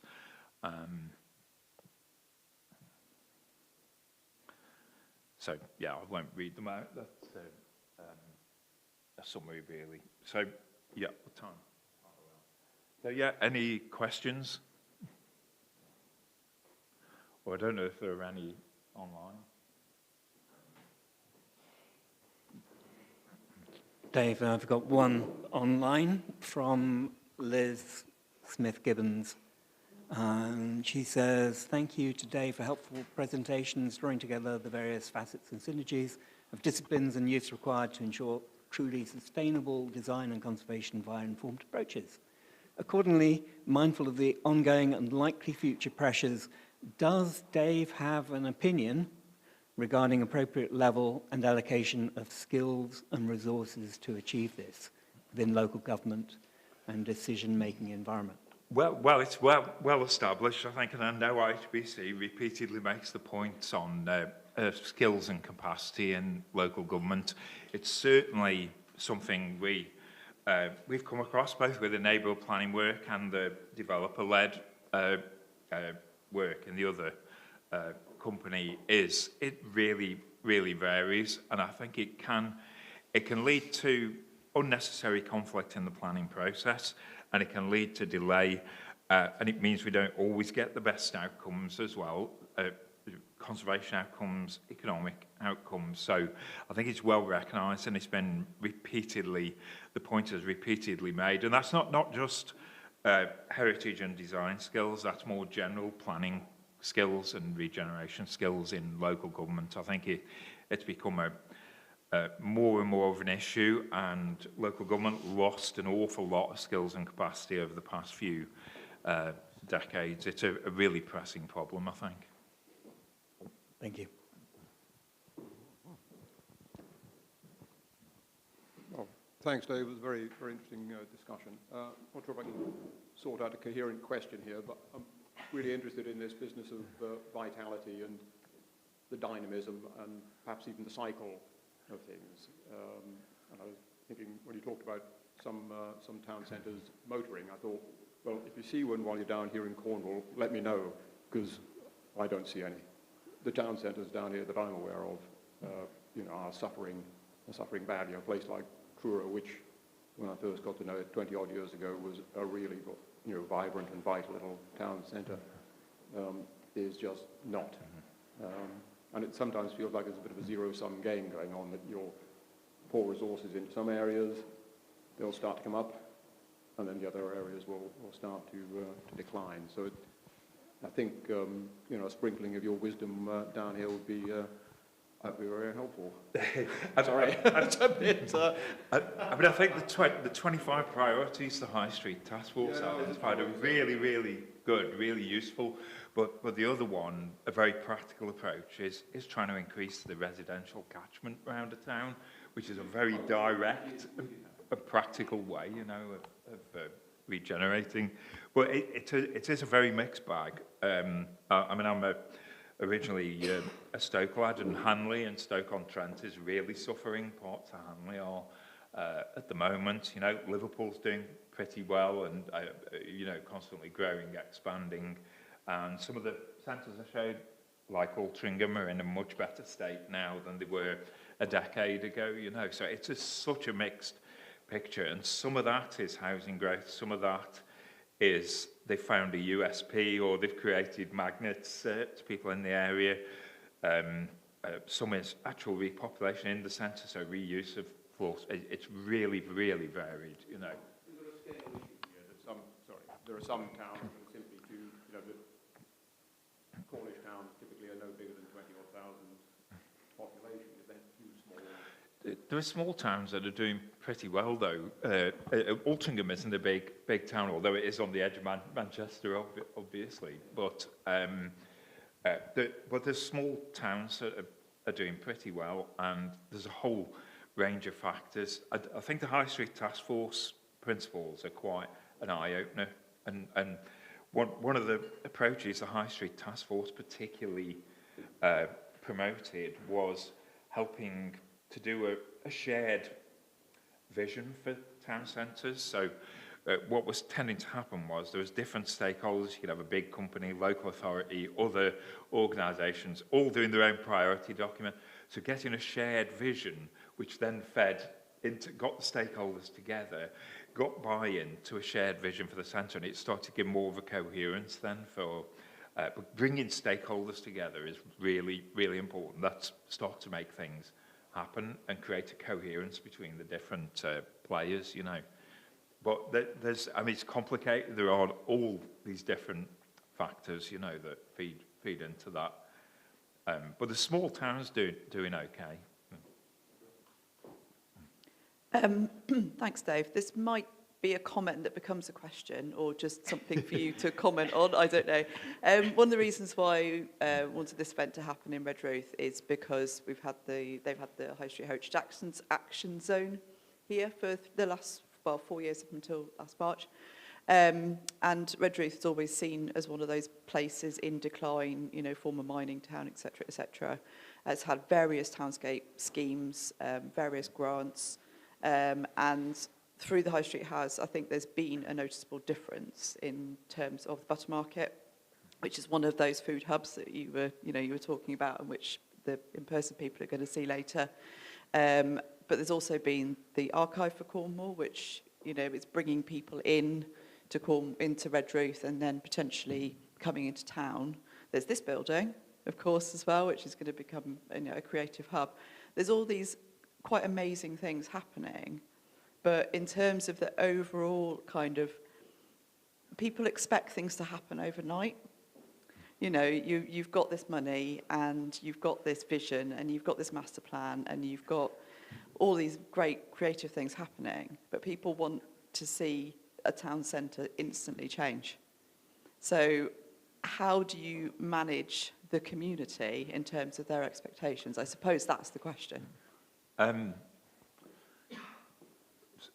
So one of the things we found with neighbourhood planning is it's brought more people into the process of decision making. So things like steering groups have meant that people have had to suddenly become aware of different issues and challenges and weigh them up.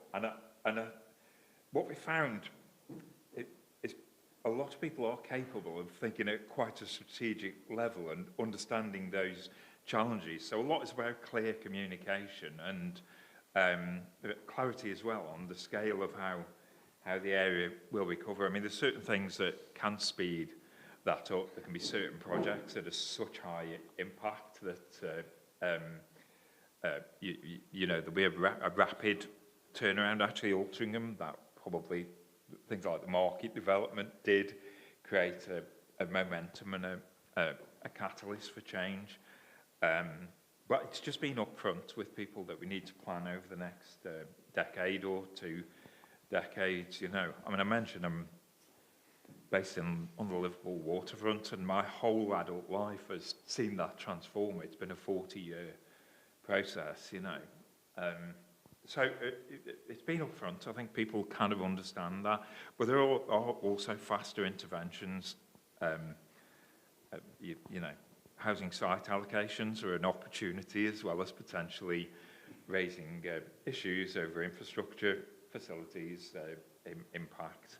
There's a real opportunity there, maybe.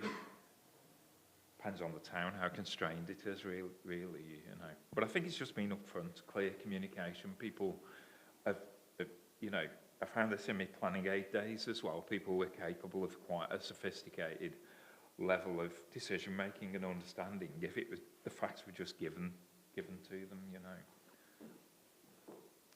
know. I have one more question from Liz, and she says, are design review panels an effective way to maximise the development of a higher quality or innovative scheme?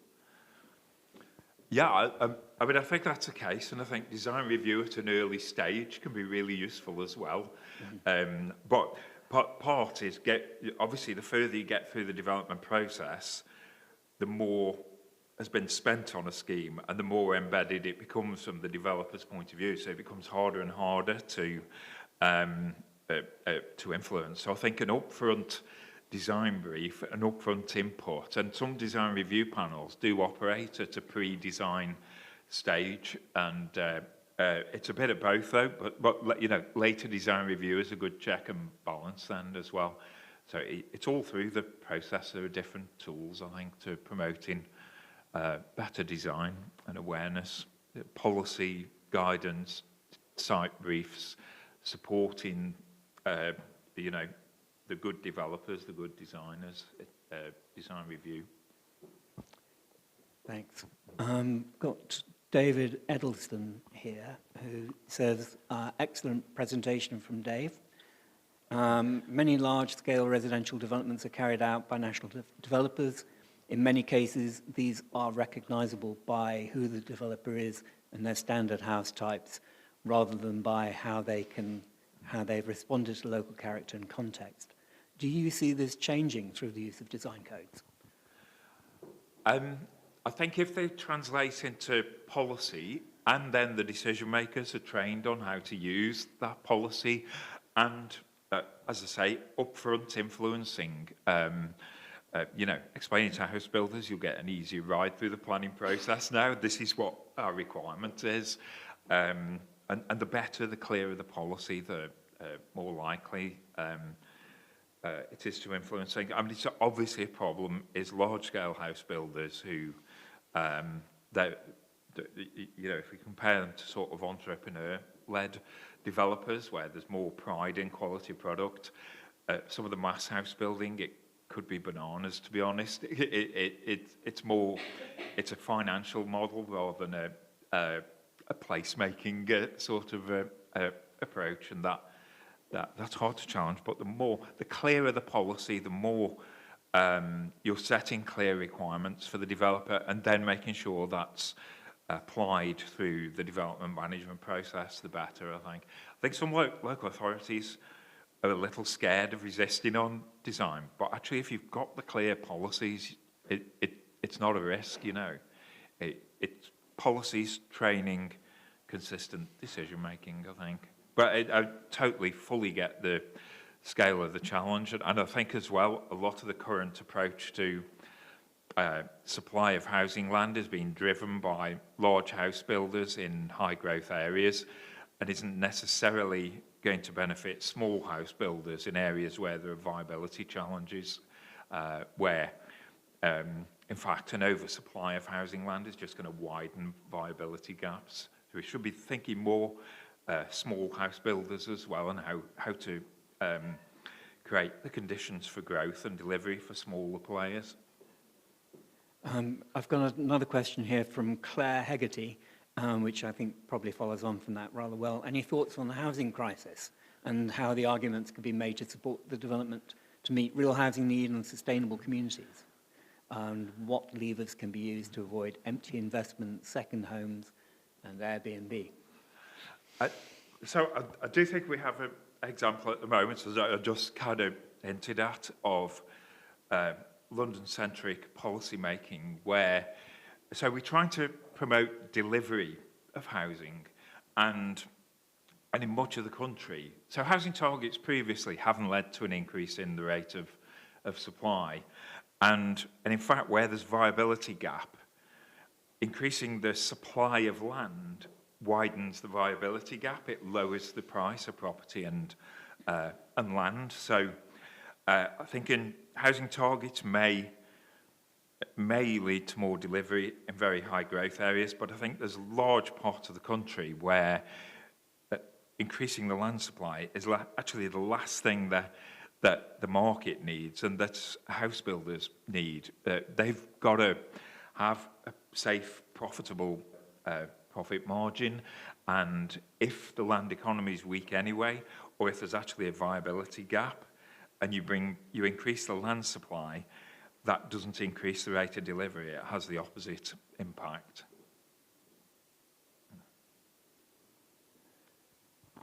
Any more questions, anyone? Charlotte.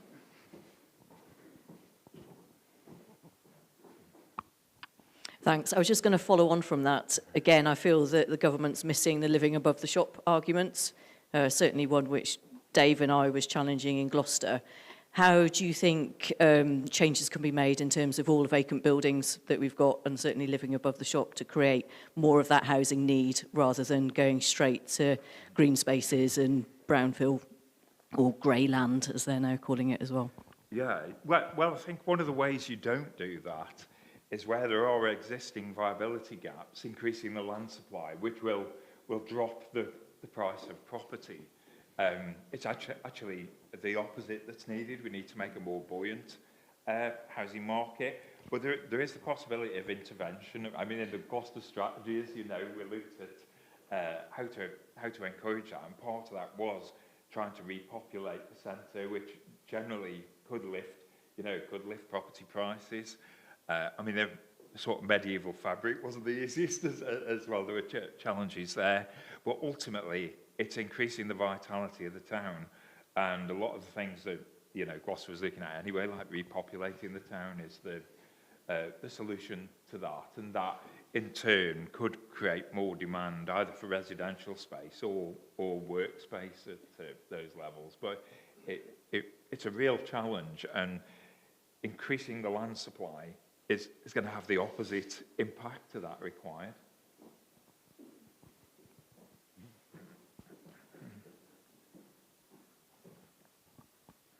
This isn't so much a question as a bit of a comment on that point, because it is now PD. It's permitted development to develop for residential above commercial units. But the thing that I've come across most is that the real blockage is the tenancy structure. So a big property, a company, whoever it is, high street name, will rent out the building, but they only want the ground floor, and the rest just sits there, and they're not interested, and however hard you try in the local authority, they are not interested. So is it almost that planning's the wrong approach. We need maybe a empty property taxation approach, or a how you structure tenancies approach, rather than thinking that planning has all the answers. What do you think about that? Yeah, but I think particularly where you've got challenging fabric, part of and difficulties getting to the upper floors, so that actually needs larger horizontal areas to develop. So you've got the access, and you've got but there's multiple ownerships, obviously, across those buildings, and that's a real challenge, I think. I mean, some of the upper floors in Liverpool Centre have gone to hotel or apartment use, and they have taken a lot of upper floors, but fragmented ownership makes that very difficult unless, I mean, obviously it'd either need someone to acquire more of the properties, or for owners to cooperate to achieve that. But fiscal incentives are, always got to be good, and VAT on refurbishment's the obvious one, isn't it? Okay, any more questions? Let me just check. Ah, yes.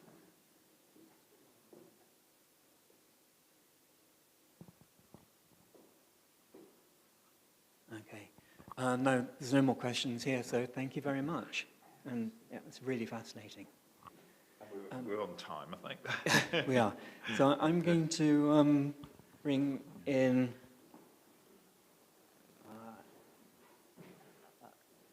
Anne Harrod in a moment, but I'll pass on to Charlotte while we switch over. Thanks. Giving me the dubious job of filling now, thank you. So Anne Harrod's going to be coming on shortly, just to give you a little bit of an update about the IHBC Day School. But in terms of timings, we'll be having lunch straight after Anne Harrod's finished, and we'll be coming back here, my glasses on, 1:15 for the start of our next session. So for those of you that are online virtually, please come back and join us for the talk on High Street Heritage Action Zone in Redruth. And then for the virtual candidates, obviously that will be the end of your session. And for those of us in Redruth, we'll then be dividing up and going into our 2 tours that we'll be doing. So I shall hand you over to Anne Harrod. Thank you very much.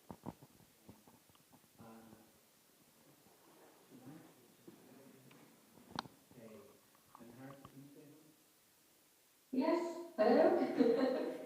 I hope that's working. Just stop my live on the screen as well. Did you want me to share the presentation, or will you do that? We'll put the presentation on.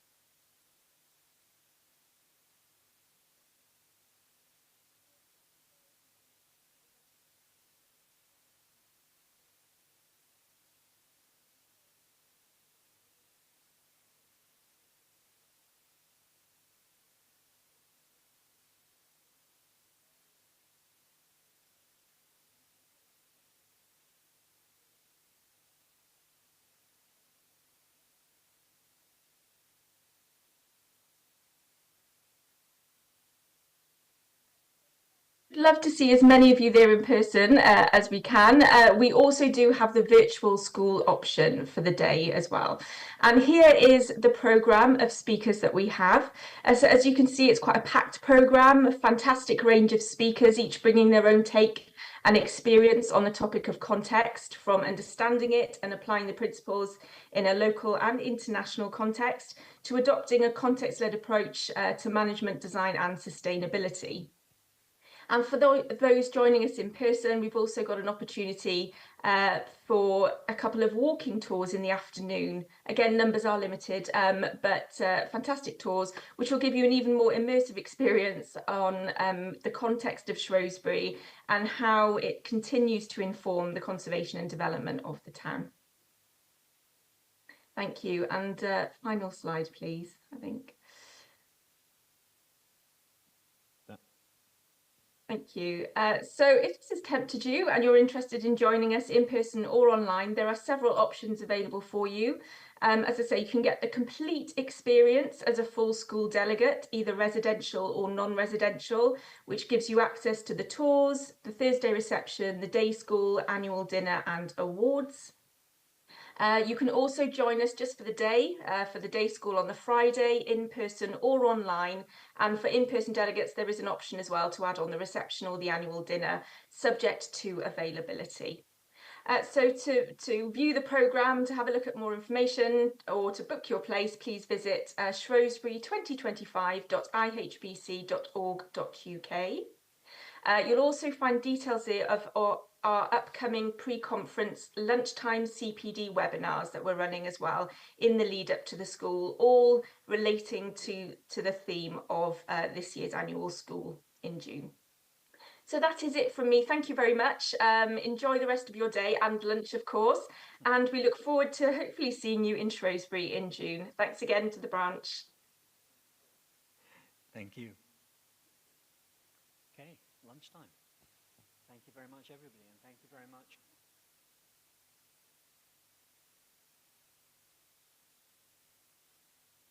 If any of you have got any questions about the ladder and about what's happening here, then Josh is here if you want to, ask any questions. I suppose if we're sensible, we might be able to go upstairs? Yeah, so if you want to have a look around, ask questions about what's happening here, then please do that over lunchtime.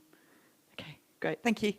Sam, is this being recorded for distribution later? Oh, so those slides won't be sent out? The slides will be sent out? The slides will be sent out, but there'll be two handouts sent out afterwards. One of which is Dave's content, and one is just information on the Butter Market, the tour that I'm doing around the High Street House, and Crescent Kerno. So that'll be sent out afterwards to stop you reading it and not coming. So.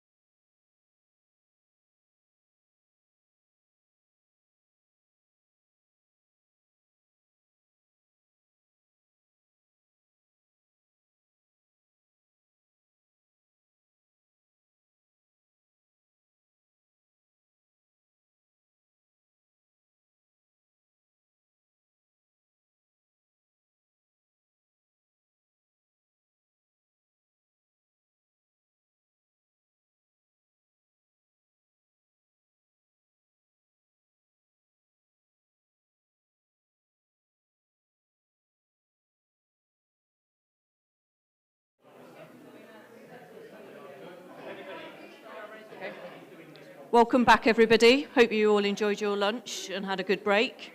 So for the next half an hour, I'm going to invite up Tamsin Daniel from Cornwall Council, get that right, to talk to us about the High Street Heritage Action Zone and works that have been going on in Redruth. And then for those of you that are online, your session will end and the rest of us will go out and have a walkabout for approximately about an hour. But if I can invite Tamsin to come up. Thank you very much. Hi, everyone. So yes, I work for Cornwall Council. When I was delivering the Redruth High Street House project, I was Head of Historic Environment, but I have, for the last 6 months, been Protected and Historic Landscapes Manager, which means that I look after Cornwall National Landscape, Tamar Valley National Landscapes, the World Heritage Site team, and Cornwall Council's Strategic Historic Environment Service. So I've moved further away from doing tangible, real things where at the end of the week you know what you've delivered, to the point where you think, I know I've been busy and I'm exhausted, not quite sure, what have I done? But no, Redruth High Street was a fantastic project, and I'm really pleased that Redruth is hosting today's meeting. And thank you very much, Sam, for inviting me to come today.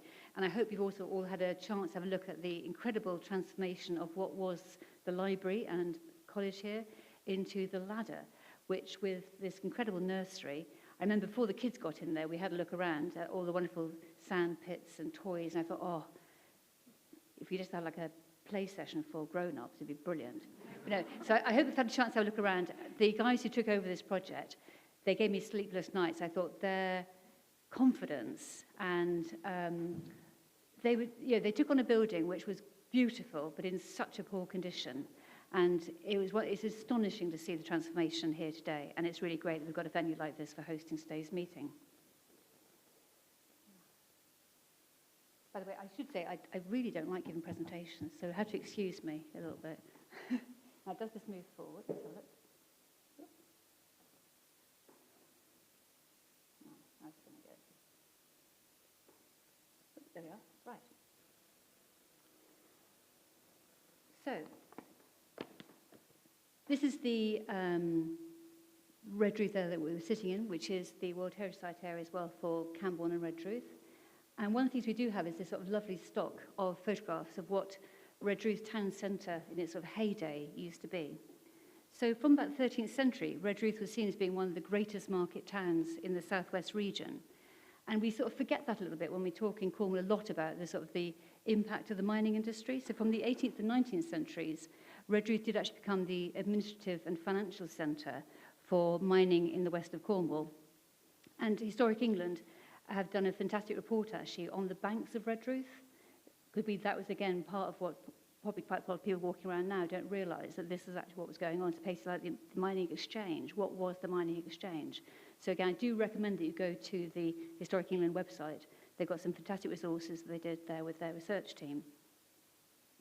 So Redruth is within the Camborne Redruth Mining District of the Cornwall Mining Landscape World Heritage Site, a centre for Cornish mining industry, surrounded by many of our richest, deepest and most famous mines, a centre for pioneering and innovation. Chimney houses the world-famous mines such as Dolcoath, Tincroft, Wheel Agar, Carnbray, South Wheel Crofty, Cook's Kitchen and Eastpool dominate the landscape. This mining district, also the World Heritage Site, is the only area of the World Heritage Site where industrial activity resulted in sustained, extensive urbanisation from the 18th century onwards, because the mines required a massive workforce and all the supporting infrastructure that went with that. So extensive terraced housing alongside factories and shops producing everything from explosives to miners' boots, as well as the chapels, the public houses, the libraries, the School of Mines, buildings like this. And these mines needed access to the new industrial ports of Hale, Portreath and Devon, which have the links down to the coast. Today, when you walk around and in the sunshine that we have, which is fantastic, you'll see that we have this rich legacy of buildings in the town centre. But unfortunately, over the last century and more recent decades, as many town centres across the UK, high levels of deprivation are now within this community with the loss of the jobs that came from the mining industry. And of course, in the last few decades, we've seen that national failure in our high streets. Many of the buildings becoming increasingly dilapidated, high vacancy rates, total household incomes here really low, high levels of child poverty, and high levels of long-term poor health in the community. The life expectancy of people living within Redruth and Camborne is a difference of about 10 years from those living on the coast. But also they will spend longer in poor health towards the end of their life than any of the other areas in Cornwall. In 2011, the Redruth Action Plan project was launched with the aim of bringing the heart back into Redruth Town Centre. It was funded by the European Convergence Programme and Homes and Community Agency, and the RAP had the primary objective of identifying with stakeholders in the community barriers and constraints to investment. And it recommended a focused programme of intervention for regenerating Redruth, exploiting the town's heritage assets and its World Heritage Site status. And it was on that RAP, the work that they did to create this vision for Redruth, that Redruth won the case to have Crescent-Kerno here, which is the Cornish National Archive. I think some of you are either going to later on today or have been to not going today. Not going today. Shouldn't have mentioned it. Any of you with a later train have a pop to Crescent-Kerno. But essentially, it is the collection for everything about Cornwall. And it is a fantastic thing. You would not normally build an archive paper on a flood area. So they won the bid in spite of that, because they made the case for why it was so important to look at what was then the brewery site. Because, of course, brewery and mining goes well together. You need a drink when you're down the mines. And so what was, again, the brewery needed regeneration, and Crescent-Kerno sort of kicked that off. But it's not right in the town centre. So when Cornwall Council was looking at where will we put Crescent-Kerno, Redruth, highly challenging site, we could have gone to an easy site, but we saw that economic potential and why we actually needed to put that public investment to try and regenerate the area. So that happened, and that was a difficult one, that project. But come 2019, when we were just about to open Crescent-Kerno, Historic England launched a High Street Heritage Action Zone scheme to deliver a 4-year programme of physical improvements, community engagement and cultural activities to regenerate England's struggling historic towns, so high streets and town centres around the country. There was a total of about £44 million available to places across England, or I should say England and Cornwall, and applicants could apply for up to £2 million, with a maximum intervention rate of about 50%. So how do you look at which place in Cornwall to focus for that investment? So again, with colleagues from Historic England, we did what I would call a safari around the sort of 21 settlements of Cornwall, looking at what the funding wanted to achieve and what places were ready for that investment, recognising also we had only 4 years to make any sort of impact and to be able to measure any sort of impact as well. So going to a place that was really cold in terms of knowing where they wanted to go, it was going to be really hard to go from a cold place to warming it up, to really putting the burners on and delivering something in 4 years. So Redruth, because they had already set out their case and they had delivered the Crescent-Kerno, and that was just about to open, Redruth really we identified these projects that we thought could make a transformative difference, and the town was ready for it, and we had leaders at all levels within the town itself who could actually help us deliver the project. So importantly, where have I got to? That was a ramble, but I will get back on course. So we assessed all the towns, and we put forward the case for Redruth, and we got the funding. And importantly, we identified a couple of key partners. So the amazing guys who took on the ladder here, but also Redruth Revival CIC. They were a group of 5 directors who had come together in about 2014 to invest. They were local business people wanting to reinvest in Redruth. So they got together, recognising this national failure of high streets, and they wanted again to rediscover Redruth's reputation as the greatest market town in the West. It was here in Redruth that you could actually buy the first duvet in Cornwall. It really was that sort of a place. And we forget these sorts of, some of our towns, sometimes you look at a place like this, you think it's always been like this. Redruth was absolutely buzzing in its heyday. So the CIC, don't cackle, it was. So the CIC, they were business people. They actually bought 3 of the 4 buildings that make up the Buttermarket complex themselves with their own money and raising mortgages and stuff. So they were absolutely, committed to what they wanted to do. And they, again, raised small amounts of money and put in their own funding to do the essential repairs on those buildings to bring them back into use. So when they were sold by the previous auctioneers and stuff, they had 1 or 2 tenants and that was it. So they got the buildings in a state where they could start having tenants coming back in, albeit within quite a dilapidated building. And that meant they started to have a bit of an income and a bit of money they could just spend on the day-to-day repairs. But recognizing that the big amount of money needed to really put those buildings back into a good condition would have to come from an organisation like ourselves. So when the Redruth High Street House opportunity came from Historic England, the timing was perfect.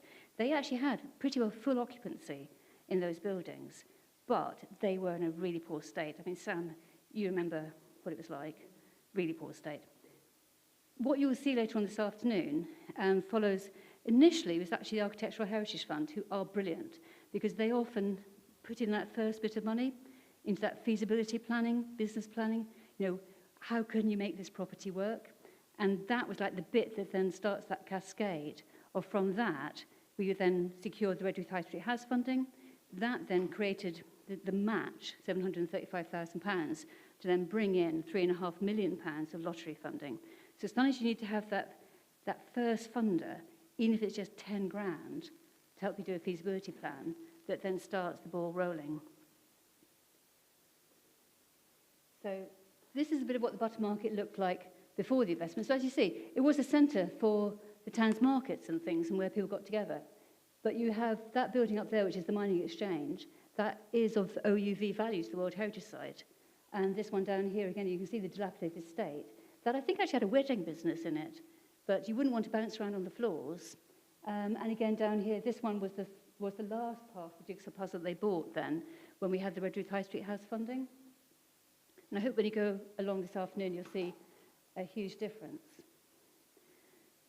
So this was taken actually just before the buildings reopened in October.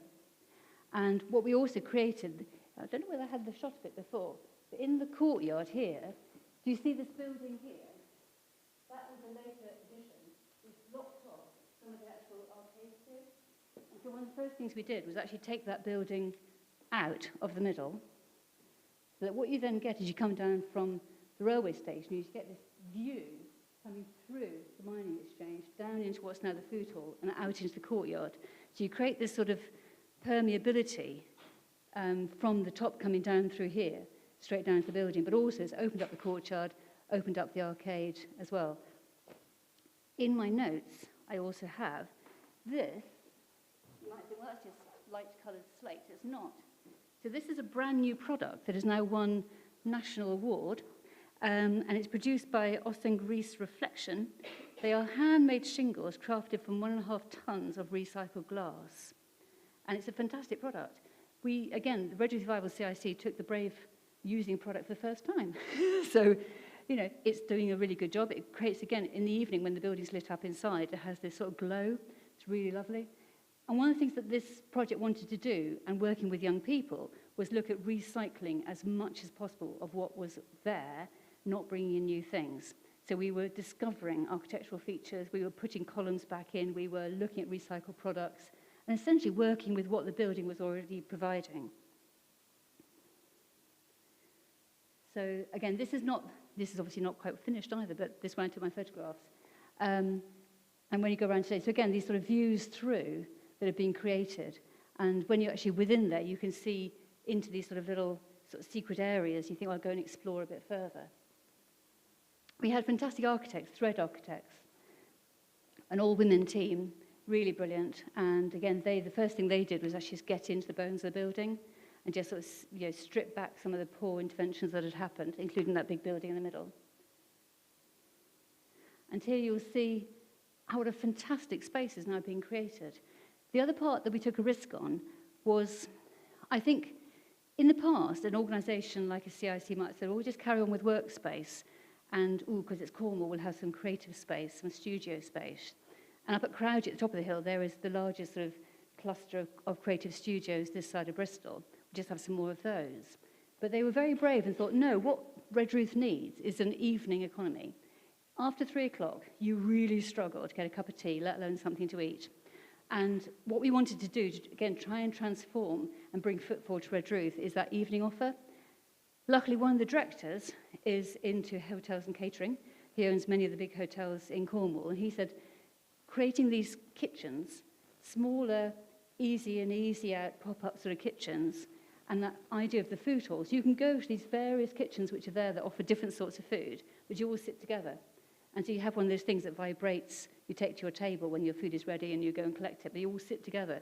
And what's been created here is actually a community space. It's almost like, I mean, anecdotally, when you go there in the evenings, I've spoken to people who live in Redruth, and they said, we've never thought to come to Redruth, into our own town, in the evening, to meet and to eat with other people and things. They'd always gone out somewhere, rather than thinking that Redruth had something to offer. So it really has made a massive difference. And you know, we opened this in November, keeping it going through January, February. It's been brilliant. We've had such brilliant uptake, and these sort of thematic evenings and things as well.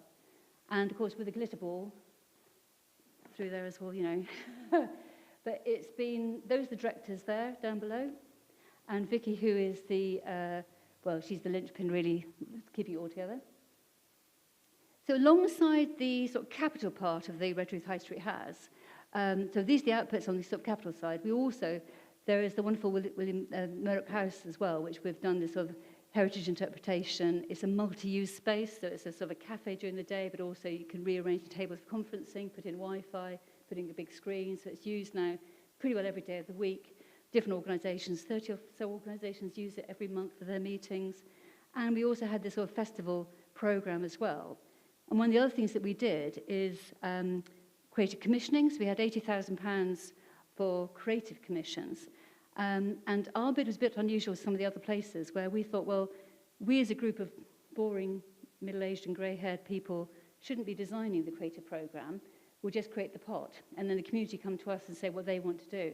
Knowing it's also really inventive community. And so we had people who were working on these posters to just sort of talk, all, you know, Redruth reflecting to itself what it felt about itself and what its ambitions and things were. So the sort of looking up Redruth was really sort of a nice one. And then this one was a festival called Hellfire Kerno, which sort of recreated a traditional festival. And this was a really important part because you can do buildings, but it's the people that make the buildings work. And it's that sort of bringing that energy and events and everything back into town centres, which actually then drives that footfall. People come back to see it and they think, oh, actually it has changed in the year that I've been away. There is more on offer. We also then did, we commissioned Rose Regeneration, who are sort of independent evaluators. And some of it is how Redruth is being spoken about in social media, but how it talked about itself. I mean, I live in St Ives. Family always been St Ives. Redruth was always called Dead Rough, and you wouldn't have come here, you know. So, and that, you know, we do that, don't we? It's like St Austell called St Awful, and but that's how people call their own places and things as well. So it was also trying to change how Redruth spoke about itself on social media, and it started to happen. So, you know, we started to look at what does Redruth have, and it had a huge range of independent shops. At the beginning of the project, people were saying, why can't we have, you know, a Marks and Spencer's? Why can't we have? Actually, those ones, when they leave a city centre, leave massive gaps. Small independents seem to me to be more sustainable, they're more interesting, because you're not going to get this online, and they, you know, there's a different offer in every town centre. And we had Wayne Hemingway come down, and one of the things that he noticed, he hadn't been to Redruth before, was we had this huge number of independent shops rather than the national chains, but also that we need to rethink what charity shops are. Because charity shops are repurposing, they're sustainable, they're worthy, they're people actually looking at the future of the planet. And so, in fact, rebranding a place, we have got these amazing upcycling, vintage, whatever you want to call them, but there's a fantastic offer. And that brings people, again, back into the town centre. So through the evaluation, we were able to sort of show, and this was, they used these sort of various proxies, government-accepted sort of proxies, to actually look at what has been the economic impact and social value of the investment made. So, you know, for every pound, we got £2.68 out of this. And that was taking into account displacements and all that. I mean, I was got really cross evaluators saying, hang on a minute, we've done more than that. They said, no, to be really, really truthful, you know, a restaurant in Penryn opening up here, that's not the same as it starting from scratch. So they did all of this so that we can actually say to government office and stuff, this is real money, this is the real impact, not just us in any way overinflating what it's achieved. But we've been really pleased. And part of it, again, is when you go out and you talk to people about what have they seen. the fact that we've had people noticing and valuing the independent shops and things as well. And that substantially, I don't know if I gave you the figure, but I think at the end, when we went out to do that evaluation, a significant figure, so they'd already seen a change, and that was before even the butter market reopened. So it was, 64% of people in the town centre said that they had noticed an improvement by the end of this project. The butter market hadn't completed then, because it was running a bit late. Now I think that would be improved again. So I've been really sort of, I think what's shown to me, when people said, why has it worked in Redruth and why doesn't it work in some other places? Because we have had millions of pounds of investment in many other towns, and it hasn't necessarily had the transformation that this place had. I think it is down to the people, and it is down to the leadership and creativity and ambition and the community coming together to actually back each other. I think in some places you get that sort of, some people saying, well, why have they got the money? We should have the money. Here in Redruth, it was saying, okay, they've got the money, we can ride that wave as well. And we can, together, sort of say, okay, let's do that bit of contribution. So we had this cultural consortium, that's kept going. The Redruth High Street House project team is now the town team. So these sorts of legacy of people working together, and they now have their next set of, their next projects that they want to deliver, and they've already got a way of working with each other. So thank you. And more than up for any questions. And I also really look forward to you guys going and seeing the butter market in the sunshine.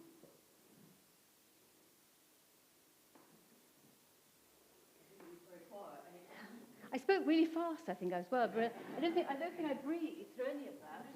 But I said to Sam, I don't like doing presentations. No one really does, do we? I'll ask a question. So I seem to ask lots of questions today. Did you have to change your intervention rates for grants to encourage take-up? We did. So alongside the named projects, like the butter market and the like, which had a set amount, which was agreed by Historic England, we also had a sort of a fund that could be tapped into by priority buildings. So if you were a priority building within the town centre, grade 2 or just in the conservation area, World Heritage Site, you would apply. And I argued the case for Historic England that things like shop fronts don't really add value to the property. And so if you, particularly in a really deprived area like Redruth, for those property owners to match the funding would be too much. And so actually we raised it from 50% to 80%, and then mainly applied it to where things actually had commercial additional value. So there was a bit of flex again on that. But yeah, it's, and I tried to not do just shop fronts, because in a way that is just sort of plastering over other problems. And a few years later, you quite often see projects which have done a lot of shop fronts. It looks great. Go back in 5 years' time, has it changed the town centre economy? So for us, with places like the butter market, the ladder and the like, it was about whole building approaches, and actually a change of the custodianship and use of that building and its purpose. And that makes a big difference. In a way, a shabby shop front doesn't matter so much if you've got really exciting things going on behind the shop front. I can agree with that, because I worked on the Gloucester one, and we did the same thing. It was 80%, we increased too. Did you have any priority projects that you just couldn't get going as much as you really wanted it to? Again, I've been in this job for a while now, as you can tell from the grey hair. Each one you learn something from. It was the first project where I suppose we got into bed with a private developer who owned a significant property. It had been derelict and in increasingly poor condition with antisocial behaviour for 10 plus years. And we identified that project as a priority project, confirmed the amount of funding. We did that whole conservation deficit calculation. So we said, you will get this if you bring this building back into use, all that. Of course, pretty well the day after we signed the contract with Redruth, for the Redruth Fibre Historic England, we went into COVID lockdown.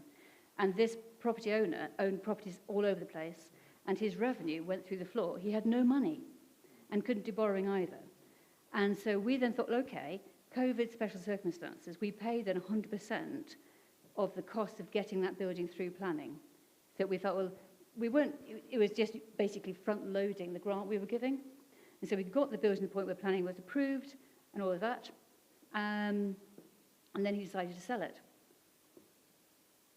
Okay, actually, that was really positive because, in a way, he broke the contract with us, or that we terminated the contract, which put that money back into the pot. And in fact, a local developer bought the building from him and did the development himself with a small amount of money from the High Street House project, just for doing the shop fronts, actually, because that was that was all we could give at that point. We recycled about £1 million into other projects. So that's why Murdoch House and things got done, because we actually had that money going back in. And in fact, we've delivered the transformation of that building. That building now is residential, and so it's been done, but not with the amount of money that we were going to give, which is, great for us. But I honestly, it was really hard work because it was such a major one in the programme. And Treasury had it where if you didn't spend your money each year, you had to put it back in the pot. So when he said, I'm not going to do it, we were towards the end of the financial year. So I bought the former High Street House, the former HSBC bank, with 3 weeks left. So literally, the bank had been closed for a number of years as well. And again, Redruth Revival, CIC, because they have directors who are like that, just said, okay, give us the cash, we'll buy it. And that's now also been transformed into Creative Workspace. So I literally made the offer to the people who owned the bank with the amount of money we had left, which was, I think, 100 grand short of the value that they had it advertised for. I said, you can have it now. Literally, we'll give you the money now. And they said, okay, then. And from me phoning them up, making the offer, to actually having the keys was 3 weeks.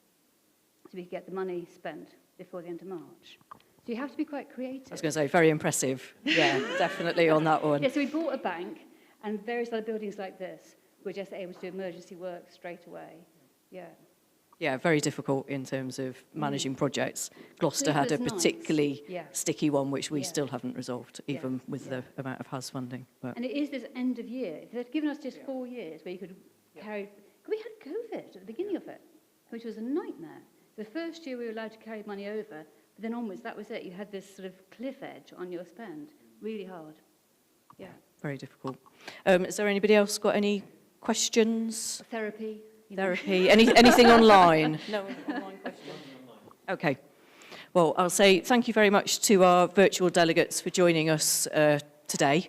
Hope you found the session worthwhile, and thank you very much to Dave Chetwin for this morning's presentations, that hopefully everybody's gone away and will be delving into a bit more about placemaking and promoting better quality design and sustainability across the board. So for virtual delegates, that's the end. So thank you very much for yourselves. And for everybody else, we have a list, if you can't remember what tour you've booked on, that's on the table. But can I suggest that everyone that's going on the James Hick tour goes with Sam into the lobby, and everybody that's doing the Buttermarket tour stays in here. Yep, so I can walk you across. And then we can go over. So brilliant. Thank you very much. We will see you all shortly.